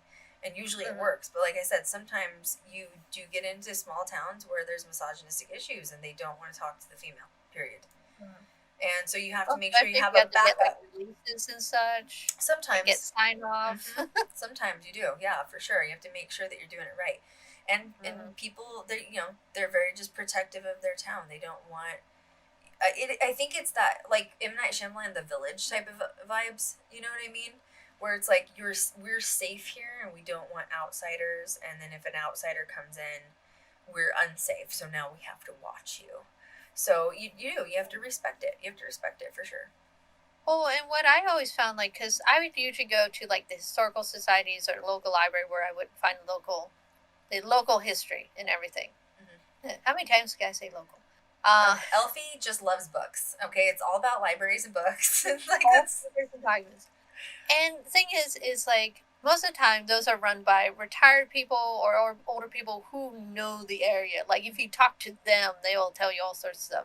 But you have to really approach it where you have a genuine interest in their town. Like, you really actually want. It's not like, I'm trying to get some sound bites from you. It's more like, I really do want to know about this area. It might take a while, but eventually, like, they'll tell you the information you want to hear, but you have to really, like, talk to them like a human being. And they'll also sometimes will give you, like, the papers and the research that you need just because you were courteous to them. It's true. Well, and sometimes that stuff isn't accessible unless you talk to somebody. You know that, because that's your thing. That's your gig. And so sometimes they're like, yeah, I don't know what you're talking about. Yep. Oh, yeah. Yeah, small they don't want to talk to them. Yeah. That's a good point. And that happened in Antonito, Colorado.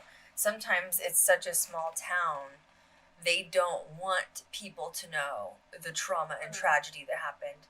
And in Antonito, that one was, I think, 700 people lived there, so it was very small.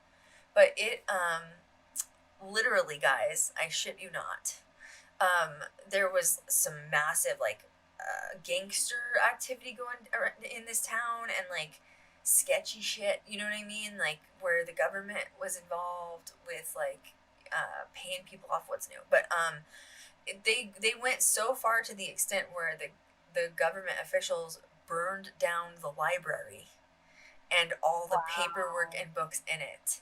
And so when we were there, I had already gotten, like, the facts or whatever, you know, from, like, general research. But I wanted to see what else they had. And I go into the librarian, and she's like, I wish I could give it to you, honey. But she goes, it's ash at the bottom of the mountain. And so it is weird. You're right. You don't know what to expect sometimes. You go into these places, and you do have to be prepared for it. It's strange. Oh, yeah. Strange. Because not everything's digitalized and online. Most of the time, those kind of towns are not at all, honestly. Just saying. Oh, yeah. So, well, I mean, go ahead. They're tiny, they're small, they're underfunded. Yep. Also, if you do go to a small town, do research and do investigation, what actually really helps too, I noticed too, like, if you make a donation to the historical society or the library, they really appreciate it, because most of the time they are way underfunded, and that's why most of their stuff is not even digitalized, because they can't afford it. It's true. Just and courtesy, or like what I did with the pilot, I went to the tribe that we had worked with, and then I went to, I think it was also the historical society in the area, and I said, please let me give you credits in the film. And nice. I want you to have the credits, because it is your footage, it's your pictures, it's your photographs, and then maybe from my pilot that can get help get some tourist stuff coming, you know, going part of this. And then they're like, oh my God, that would be amazing.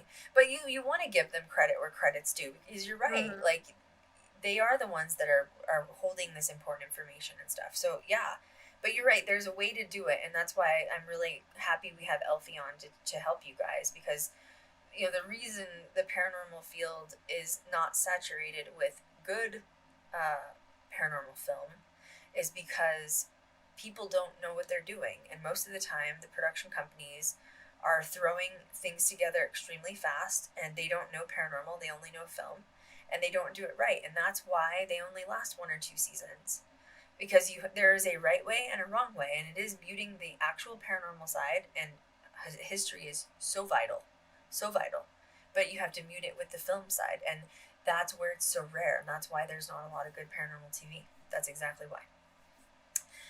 And Eilfie's like, and I'm a librarian, okay?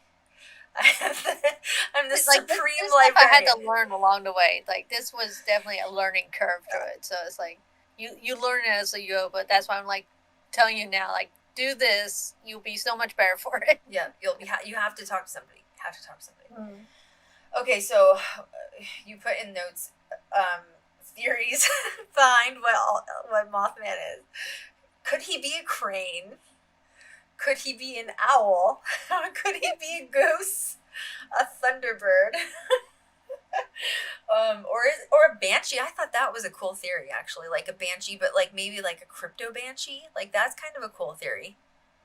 Yeah, the basically it was the idea of it similar to the banshee folklore, the foreteller of like disasters or danger or death and whatnot. So that was the idea that why everyone thought that with the photo of everything around the bridge, like, was Mothman warning people that something was going to happen and everything. See, and that's why we'll get to that too. I want to see if you think he's helping or hindering. You know what I mean? But with Mothman, you just have to kind of, for me, being indigenous, you're talking about a like larger than humanoid, or whatever you want to call it, with like a giant wingspan, and he's like 6 foot 7 feet tall, whatever. When I think of wings or feathers, which just keeps coming up over and over, is indigenous to me, my brain. That's just my brain, and that's because my indigenous family believes in animal totems, spirit totems, and usually like the biggest totems you can see are like hawks or crows or things that are flying. That's usually like a very protective energy. Owls are included. Like if it's a everyone has spirit totems in my heritage of indigenous, and you have to connect with those through your like spirit guides or meditation, whatever. Mine is a hawk. Mine's absolutely a hawk. That's a lineage thing from my family. And the spirit totems, though, you're compare it to like the Skinwalker, okay? The Skinwalker is, to most people on the outside, the Skinwalker is like, oh, is it an animal morphing from, like a coyote or a cougar into this like cryptoid creature that's like doing harm? Or some theories like, we don't know what it is. You know what I mean? Now, on the indigenous side of a Skinwalker, it's usually a previous like druid and or shaman, depending on the tribe, that has basically turned what they would call a dark witch and turned to like the dark magics. And because they turn to the dark magics, they now can morph into this like creature or being, and that's why they're roaming, killing creatures, killing people, luring them into the forest, whatever. Now, comparing that to the Mothman seems most legit to me, but to me it would be like Skinwalker bad, Mothman either chaotic, neutral, or like good, like of warning. And I'm just thinking that because indigenous feathers flying is very like animal totemy to me, like 100%. So now going around to that, would you think Mothman is bad or neutral or good? Put probably Mothman more into the neutral state, because I don't think, as far as I at least can see with research and stuff, that it was ever really, because of the photo and such, and because of some reports, people jumped to the conclusion like there has to be a connection because of disaster. But I think that's more people assuming. I don't think it's not like it was flying around and like gnawing on the bridge to make it fall or anything. So I feel like it was. Is that more what of a theory is? Is that he was like he shook the I don't. bridge? That's the only thing. It's like, that's why I try to figure out, That's because they're like, ridiculous, oh, it but I caused think the it's drop of right. the bridge. It's Oh, like, what was it like? How? Because like what? It just sat on the bridge, like the right. cartoon, like sat on the bridge and it just collapsed. Like I don't. Right. I mean, he's only I feel 7 like feet, it's a more guys. of a neutral being, Right. and that it might have like coincidentally be around there. It could have been drawn to what was going to happen, but it doesn't mean it like it was a watcher being drawn to the area, but not necessarily causing it. Just No, observing. but I do what think Norway warning was going to be. is accurate, Yeah. don't you think? I mean, like, if it was flying I around the could see a bridge. possible Yeah. warning. Same with 9/11. Like, warning. Like Mhm. tragedy's about to strike, or there's gonna be something traumatic happen. Like, I can see warning. I agree. Neutral for sure. Not, but same thing though. Sorry, my dogs are barking. I don't know why. Who knows? They're ankle biters. It's fine. They're little. They're all like 5 pounds. Speaking of that, Theo, my baby puppy. He's not a puppy. He's 2 now. He was chosen to, he's being nominated to be part of the NSPCA's calendar for to help adopted animals. So I have the link on my Twitter. So if you guys would go vote for him, I would appreciate it. And all of the money that's raised for this will go for helping shelter animals get adopted. But I was really excited that Theo got nominated. And I wrote his blurb, so please make sure you go read it, because it will probably make you laugh. But sorry, going back to that. The shamanistic thing of, if you're talking about indigenous, like, I'm not saying it is indefinitely indigenous. I'm saying, like, even if it's interdimensional or outer worldly, to me, just being that it's like a protector of the land, like Eilfie and I talked about, like, that to me feels very like culturally indigenous. And to me, it's like, you're right, protector of the land and of the people, warnings. But once again, it's an outsider. It's unfamiliar to us as a society. What do we do with things that are unfamiliar to us? We demonize it, literally. And it's a demon, and it's dark, and it's going to kill everybody, and it's going to eat you. Now, there is one thing, though, that I was reading through your notes. Supposedly, it did eat a dog. That was very, like, random when I was researching it, because I'm like, wait, did someone see it literally? Because I've heard of cryptos, of large bird cryptos that have picked up small animals, even picked up children and stuff, reported doing that, and people, like, grabbed the kid before it flew off. But it seemed very random with the Mothman. Sorry, that's just like that image in my head of like, oh shit, the Bergman's got my son. I've got to go grab it real quick. You know what I mean? Like, running out there. There were reports like these like large like thunderbirds or large birds, and people report seeing this huge bird and swoop down and grab their kid, and they had to like grab the kid by the ankles and quickly like yank the kid down before the bird was able to fly off. I'm like, what bird is big enough to pick up even a small child? Oh my god. So that was a random, but yeah, the dog was a very random thing, because I'm like, and during my research, I'm like, I don't remember it ever. I never remember it hearing about it eating anything. So when I saw the dog report, I'm like, that seems so random. Like, it ate a dog, and it was a German like, Shepherd. Wouldn't there be more reports of other animals going missing? I agree. If that was its like 1967 is when this supposedly happened. But remember, this is like the height of Mothman. It was like 66, 67. And then all of a sudden there was like 100 people that came out saying, I also saw Mothman. So to me, it's just like, once again, trying to instill the fear in people of like, it ate my dog. Like, what?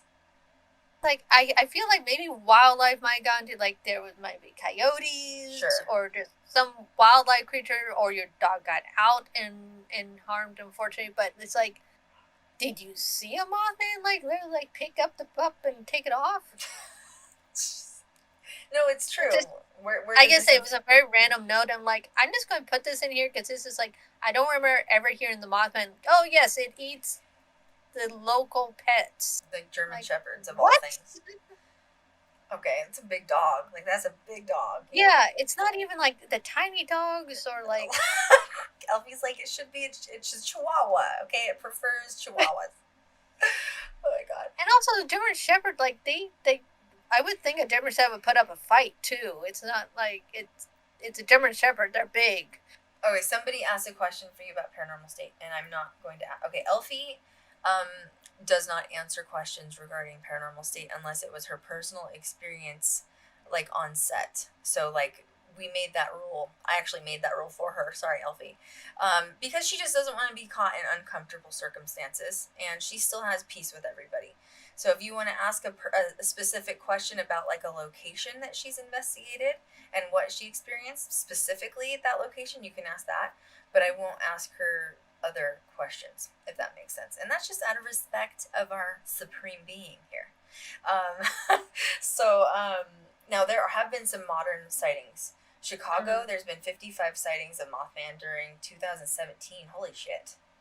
Yeah. Like, Jesus. That one I found unusual. There's like, everyone was apparently seeing him all over the place. And this was interesting because it was also one that even the person reporting was like kind of questioning, like, were you really seeing the Mothman? I mean, are you sure you saw it? Like, was there an anniversary going on here or something? Now, the next one, though, I believe, which is hunters in 2016, that were in West Virginia, think that they encountered the Mothman or something similar to it.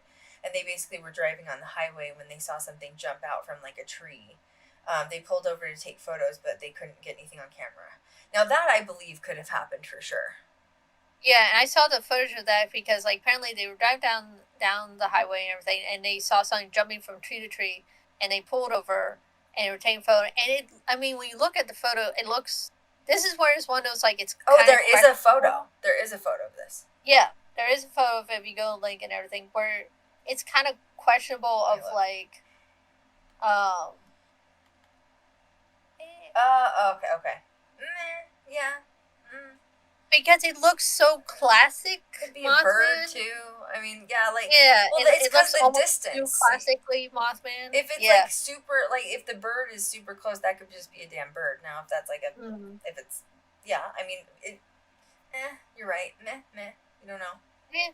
And this problem is too when you look at a photo, you can't really tell what the size is. There's no way to. It looks like it has like hook claws that are like kind of like this. If that's the case. Honestly, it could be an owl because, like, if you ever see like barn owls and everything, people think they're a little squat, but actually, if they like their legs get pretty stretched out long when they like jump and everything. So it could honestly be just a large like barn owl or something.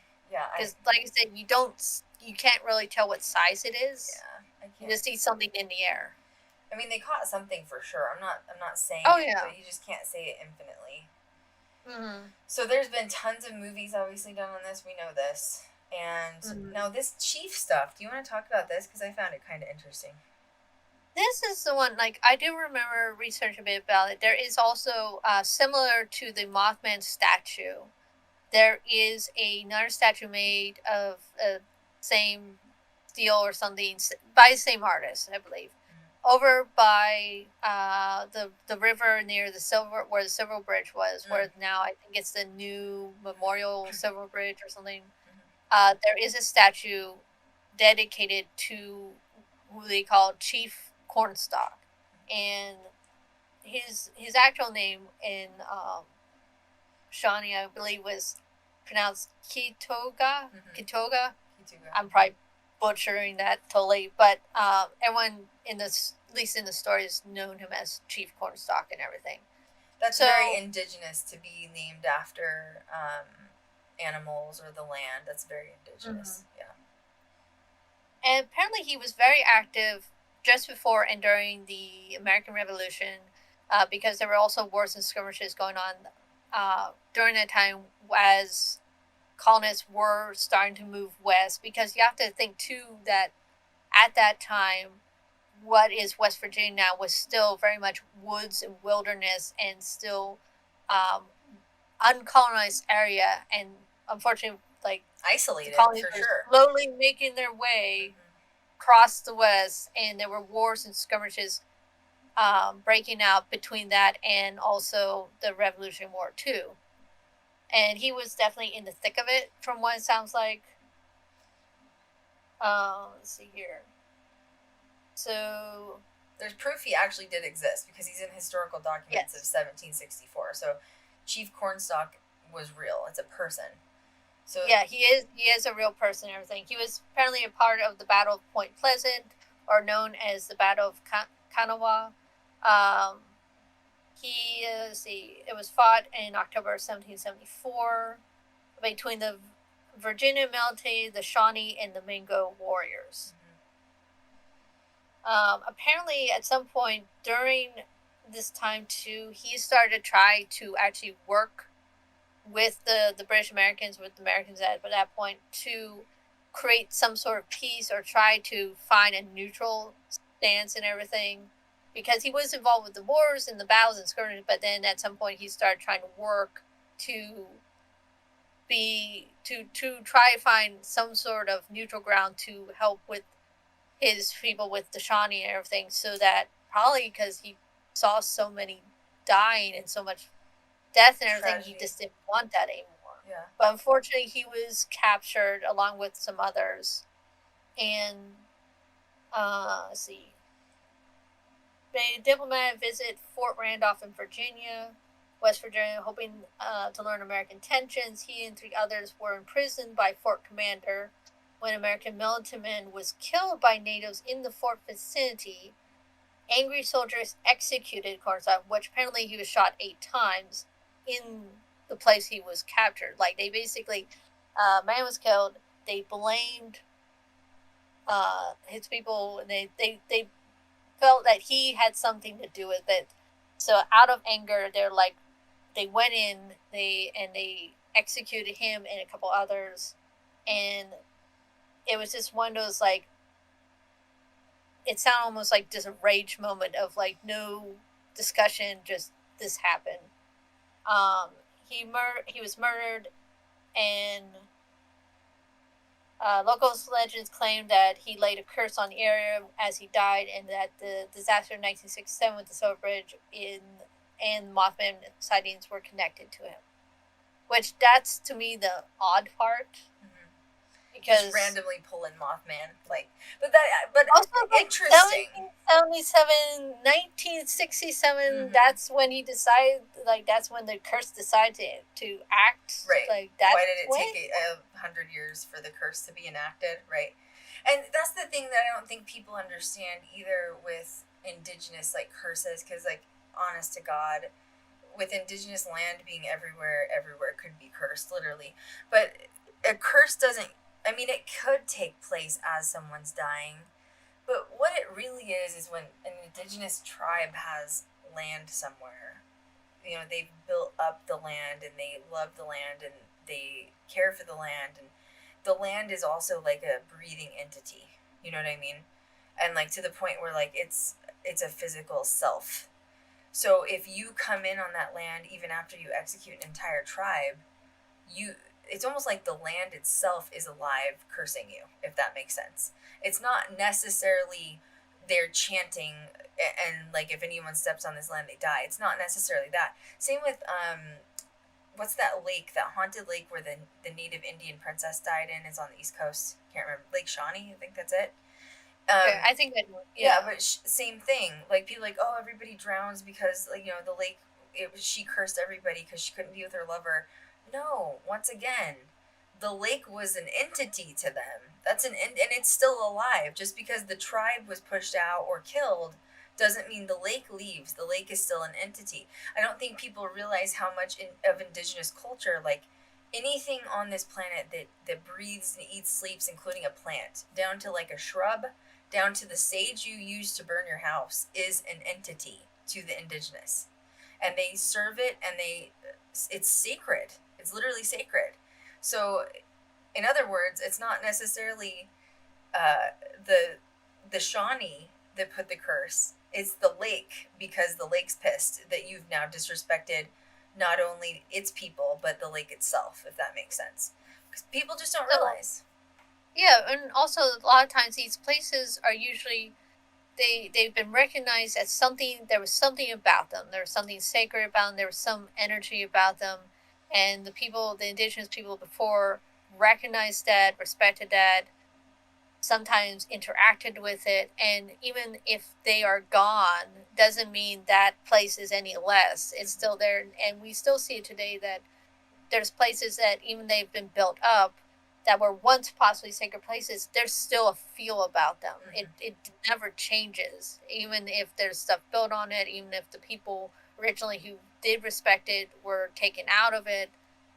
It's still there. It is still just as active as it was before and everything. It never changes. It's true, 100%. Even if the tribe's removed, it's the same. It's the same with EMFs. Like we talk about creating EMFs. You're talking about a tribe that's lived there for a few hundred years, and then now the land's been taken, and you think that energy's not going to still reside there when a tribe lived there for a few hundred years. But once again, society demonizes the tribe, right? Oh, they put a curse on the land. It's their fault. They have to blame somebody. That's not how it works. The energy was already put there. The energy was already placed there, and then it was taken over. And then the land feels disrespected. And then weird things happen, like, earthquakes, tornadoes, whatever. Oh, it's the curse of the Native Americans. No, you're disrespecting the land, buddy. Why don't you take accountability for what you're doing? Also, the weird stuff was probably already happening, and the people who were there already, they knew how to work around it, work with it, and everything. And then other people come in, they're like, oh my god, all this stuff, and they're like, we told you. But also, I'm not saying it's not possible either. Of, like in this case, you see a chief, his entire tribe being slaughtered, and then he's murdered. It is not impossible for his last dying words to be like, curse you all, 100%. You took my land, you raped my women and my people of my clan, or my tribe, and now you're about to murder me. So yes, I'm going to curse you. It's not impossible. How would you feel if that happened in your neighborhood? Same thing. You know what I mean? But the time period too is like you have people moving west, the colonies moving west, and basically this is where the bullshit comes about, where you have treaties being made and broken like at a whim. They're like, oh yeah, you get this land, we'll leave you alone, and then they move in. They're like, no, we're actually going to scoot you more over. We're going to take this. You get that. Treaties are still being broken today in South Dakota and North Dakota.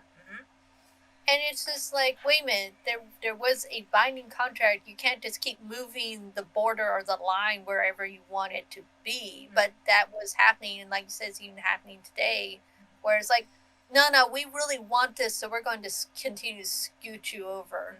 It's okay. And it's like, no, it's not. Or just in general, cause harm to your entire ecosystem. Yeah, I mean, it can be disastrous. So supposedly his dying words were, I was the borderman's friend. Many times I have saved him and his people from harm. I never warred with you, but only to protect our wigwams in the land. So he's basically saying, I was trying to get along with you and protect the land.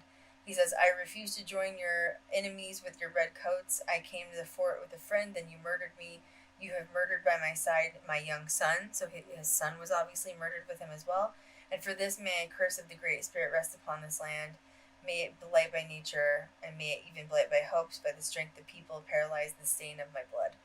I'm not shocked. Not at all. This is also, I would kind of, if I would take more time to, I would want to research like the time frame from then up to the 19th, because I would be more curious, like, has there more stuff happened before the bridge and everything? Because it's like, I feel like that would be like a sequence of bad things happening, not just like, oh, one big bad thing. It would be probably a sequence of things. Do I think it's related to Mothman? I mean, not the bridge. Now, once again, going back to my theory from before, could Mothman be somehow related to the indigenous and then be a part of this curse due to, like I said, indigenous worshipping creatures that fly with feathers? Absolutely. I mean, in smudging, saging, however you want to word it, processes, you use eagle feathers that are usually mulched by the eagle left behind and abandoned. They're blessed by people of the tribe, and that's what you use. So feathers, that's why Mothman sticks out to me so much, is feathers are such a big thing with indigenous. So for this creature to be flying above, is he part of the curse of, like, quote, watching over the land after the chief was murdered? That's an absolute possibility, in my opinion. Now, once again, do I think Mothman stuck himself on the bridge and shook it off so it broke to get back at the people for killing the chief? I think that's a stretch. That's a big stretch.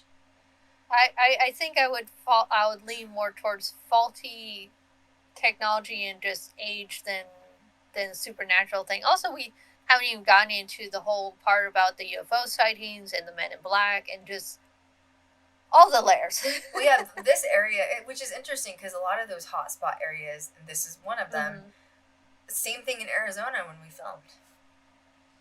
It was like everything in one place. Literally, like, we think we experienced hellhounds for the first time. We were like, there was a tribe that had been slaughtered on their own land. There was miners that died, in the mines, and their bodies were never recovered. And then on top of that, you have UFOs. And you're just like, it's weird how it does make, is it the ley lines? I don't know. Is it portals?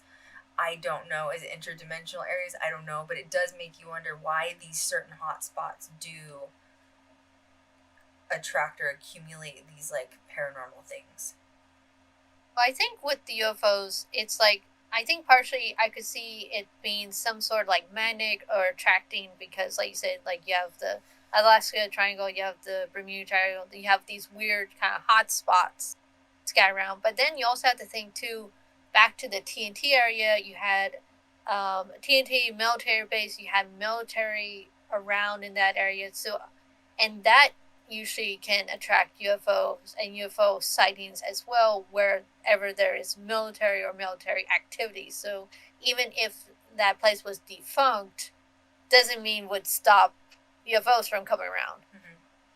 Yeah, I agree. That was the same thing too with Antonito, Colorado. There was like we were there to investigate this, like, that was the one where the library burned down by the, like, it was so weird.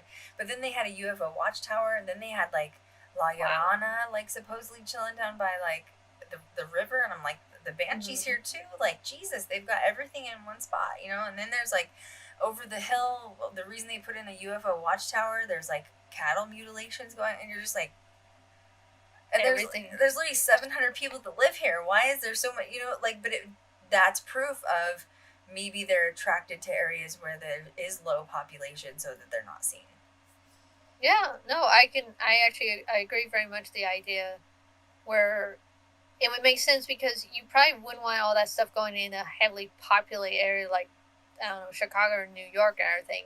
A small populated rural area would make more sense, really. But Vegas, Area 51, they're literally, I'm in like a group chat with my neighbors, and like every few days, like, did you see the UFO last night? Yeah, it was hovering right over here. You know what I mean? Like, it's just so like a part of Vegas. Vegas is its own little beast. It's its own different. It is like you talk to locals, like, oh yeah, Area 51's up. Oh yeah, there's aliens. It's fine. Like, it's just so like a part of the community. Like, nobody's like, you're like, okay. Like, when I first moved here, I was really off put by it because like aliens aren't. I mean, rural Colorado, like, there's alien stuff, but like here it was just like, oh yeah, there's spaceships, just look out, like everybody chats, oh, did you see the UFO? Yeah, Sharon, I saw it last night. And you're just like, wow, you people and like the Vegas Strip with all the lights and everything, they're like, it'll be fine. It is like blending in, you know what I mean? Like, no, think much of it. It's so true. So, oh my god, it's so good. Well, what about final thoughts? Anything on final thoughts? Final thoughts on going there. You want to go back. You freaking loved it. Oh, totally. Not in winter or like fall, obviously. I would say go like spring or fall, like before the extreme weathers and everything, just to survive and everything. And I would love just to go to this festival. Like, honestly, the Mothman Festival sounds awesome. I think so too. We'll have to do that. And there's so much. Like I said, we've only like scratched the surface of this event, this place and everything. And I don't know, I think I want to lean more towards like either nature spirit or interdimensional being. So that'd probably be where I would lean more Meg towards said, it. could Mothman be a skinwalker? I've heard they're shapeshifters. I talked about this earlier. I don't think, like, when you're talking about skinwalkers in indigenous culture, like I mentioned earlier, that's dark. It's usually like dark witch practice, depending on which tribe you're talking to. Like I know with the Navajo or like southwestern tribes, like they take the Skinwalker very serious. Usually it was like an ex-shaman or an ex-druid or someone that practiced healing magic in the tribe that essentially turned to the dark magics. Do I think Mothman is that? No, I don't think so. I don't think like a skinwalker is considered bad because they can lure you into the forest or lure you into the dark or the mountains, and then they kill you, and they supposedly do worships on animals and like goats or whatever. So no, I don't think it's a skinwalker. Could Mothman be related to indigenous? Possibly. I think it's like Eilfie said though. It's probably more interdimensional, and I think it's more of like chaotic neutral of it's protecting the land, and I think that's why when we've seen images of him, I'm not saying it's infinite him or her or it, whatever. I think that it comes out to warn us when something's happening. Because if you are talking about some sort of indigenous spirit, which at the end of the day, Eilfie and I think we're agreeing that it's somehow related to the earth or like nature or something like in the wild or protecting the animal, something naturey, which is indigenous. At the end of the day, that's not going to be a violent creature, even if it's real or if it's just a spirit. That's just being protective, and I think when it comes out, those are just warnings if people have claimed to see it. And people that are saying it was threatening, maybe they were threatening it. You know what I mean? Like, I feel like sometimes you don't really know the truth behind those stories when people, like Eilfie saying, I need more context. You're saying you're driving down the street and Mothman's flying over your car and it's scaring you and it's really close and threatening. Well, what happened before that? Like Eilfie said, was it hunting? Or are you in territory that you shouldn't be in? Like, I mean, especially with something that large, it probably would have a very large hunting territory radius, too. Is it a shapeshifter, though? I don't think it's a shapeshifter. I don't think it's a shapeshifter. Yeah, I don't think any reports ever talked about anyone seeing it change form or anything. It was just more like wings, large red eyes. When you say interdimensional, I think it's similar to like Chupacabra. That's why I think we get these bursts of people seeing it and then it disappears. So does that mean that it's going back to its like caves where Eilfie got to go? Because I'm just so jealous she did that. No, not necessarily. If it's interdimensional, it means it could be it leaves and comes back or whatever. Like maybe it has a bond with the planet. Maybe it has a bond with the chief. We don't know. But maybe it goes into caves. Yeah, I mean, yeah, literally. Like, what if maybe it's in the Smoky Mountains or the Appalachian Mountains, like, and there's a home up there. We don't know. Like we said earlier, is there more than one? I think there's so many interesting theories that you could go off with this.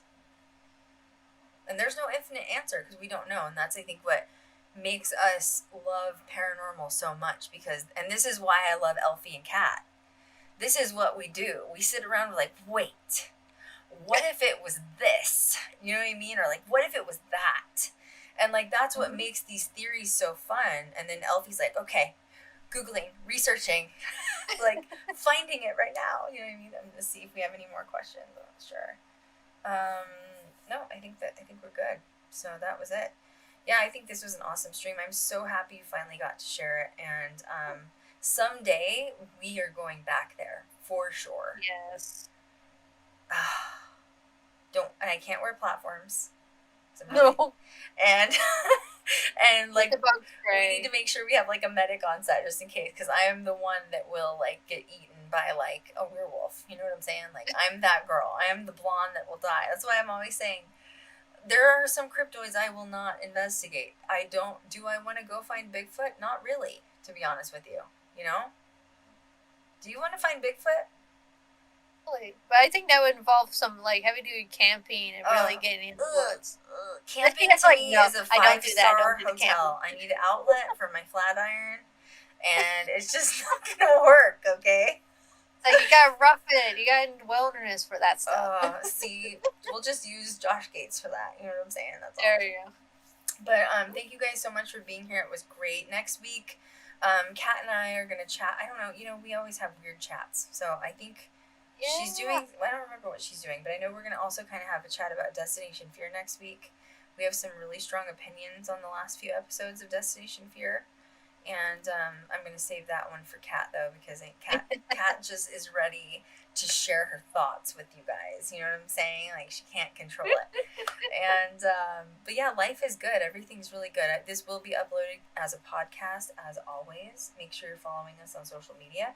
I know that so many of you want to know what's going on. I know that I've gotten private DMs from you guys, and there's tweets at me, and let me just tell you that life is good, and we are in a beautiful spot at Ghost Girl Diaries right now, and it's everything I could have asked for. And as soon as we can talk about things, we will. And until then, we're doing podcasts, and we're on TikTok. And TikTok, I didn't film this week for TikTok. I am so bad. I've got to stop that. Oh, God. American Horror Story characters. Thank you, Kat. I forgot. She's really excited. Oh, that's going to be so much fun. I know. Oh. I was like, I bet you Eilfie's So really much going to go down the hill with this one. Like, she's going to be like, oh my God.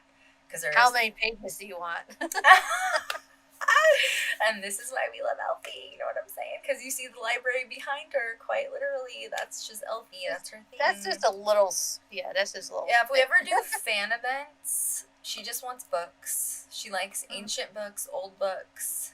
Don't get the new ones because she probably already owns it. You know what I'm saying? Like, so she likes old collectible creepy books. But yeah, this will be uploaded as a podcast. Thank you guys so much for tuning in. Eilfie, this was badass. Oh, I enjoyed it. This was so much fun. Oh, I've been dying to hear you just like, I just wanted to listen to you and like your. Oh, God. And so you just want to hear me rant. Final thoughts. Do you think the area is like haunted too? Like, do you think it's EMFs? Do you think it's portals? Like, what do you think the whole area is? Do you think there's something just there? I think there's something there. I think it's like, I do think it's haunted. I mean, heck, you can even go with the idea of like the minerals under the earth and everything. So I think there's enough spooky stuff that happens both in Point Pleasant and around it that there's something up. There's something. Like, we would need to like take some time to really investigate the whole area, honestly. Really? Just strange energy. Oh yeah. Were the people friendly? Yeah. Oh yeah. They were. Okay. Oh yeah. They were if I remember correctly, they were friendly and respectful and everything. It's just honestly, like it says, how you approach and how you approach them as human beings and everything. Mm-hmm. So don't go in and be like, is Mothman here? I'd like to talk to him right now. I'm just kidding. Yeah, don't be a jackass. Yeah, don't walk. Well, yeah, that happened on set. I had somebody walk in and they're like, so the entities, do they know they're dead? And I was like, Jesus. Jesus. Like, really? God. I mean, we'll get there, but like, jeez, very brash. You know what I'm saying? So anyway, thank you guys so much for tuning in. Make sure you tune in next week. Will be really good. AHS chat, American Horror Story, talk about Destination Fear. Follow us on social media. You know the drill. Please go vote for my dog on Twitter. And have a great weekend, guys. We will chat with you next week. Bye, guys. Back from the dead.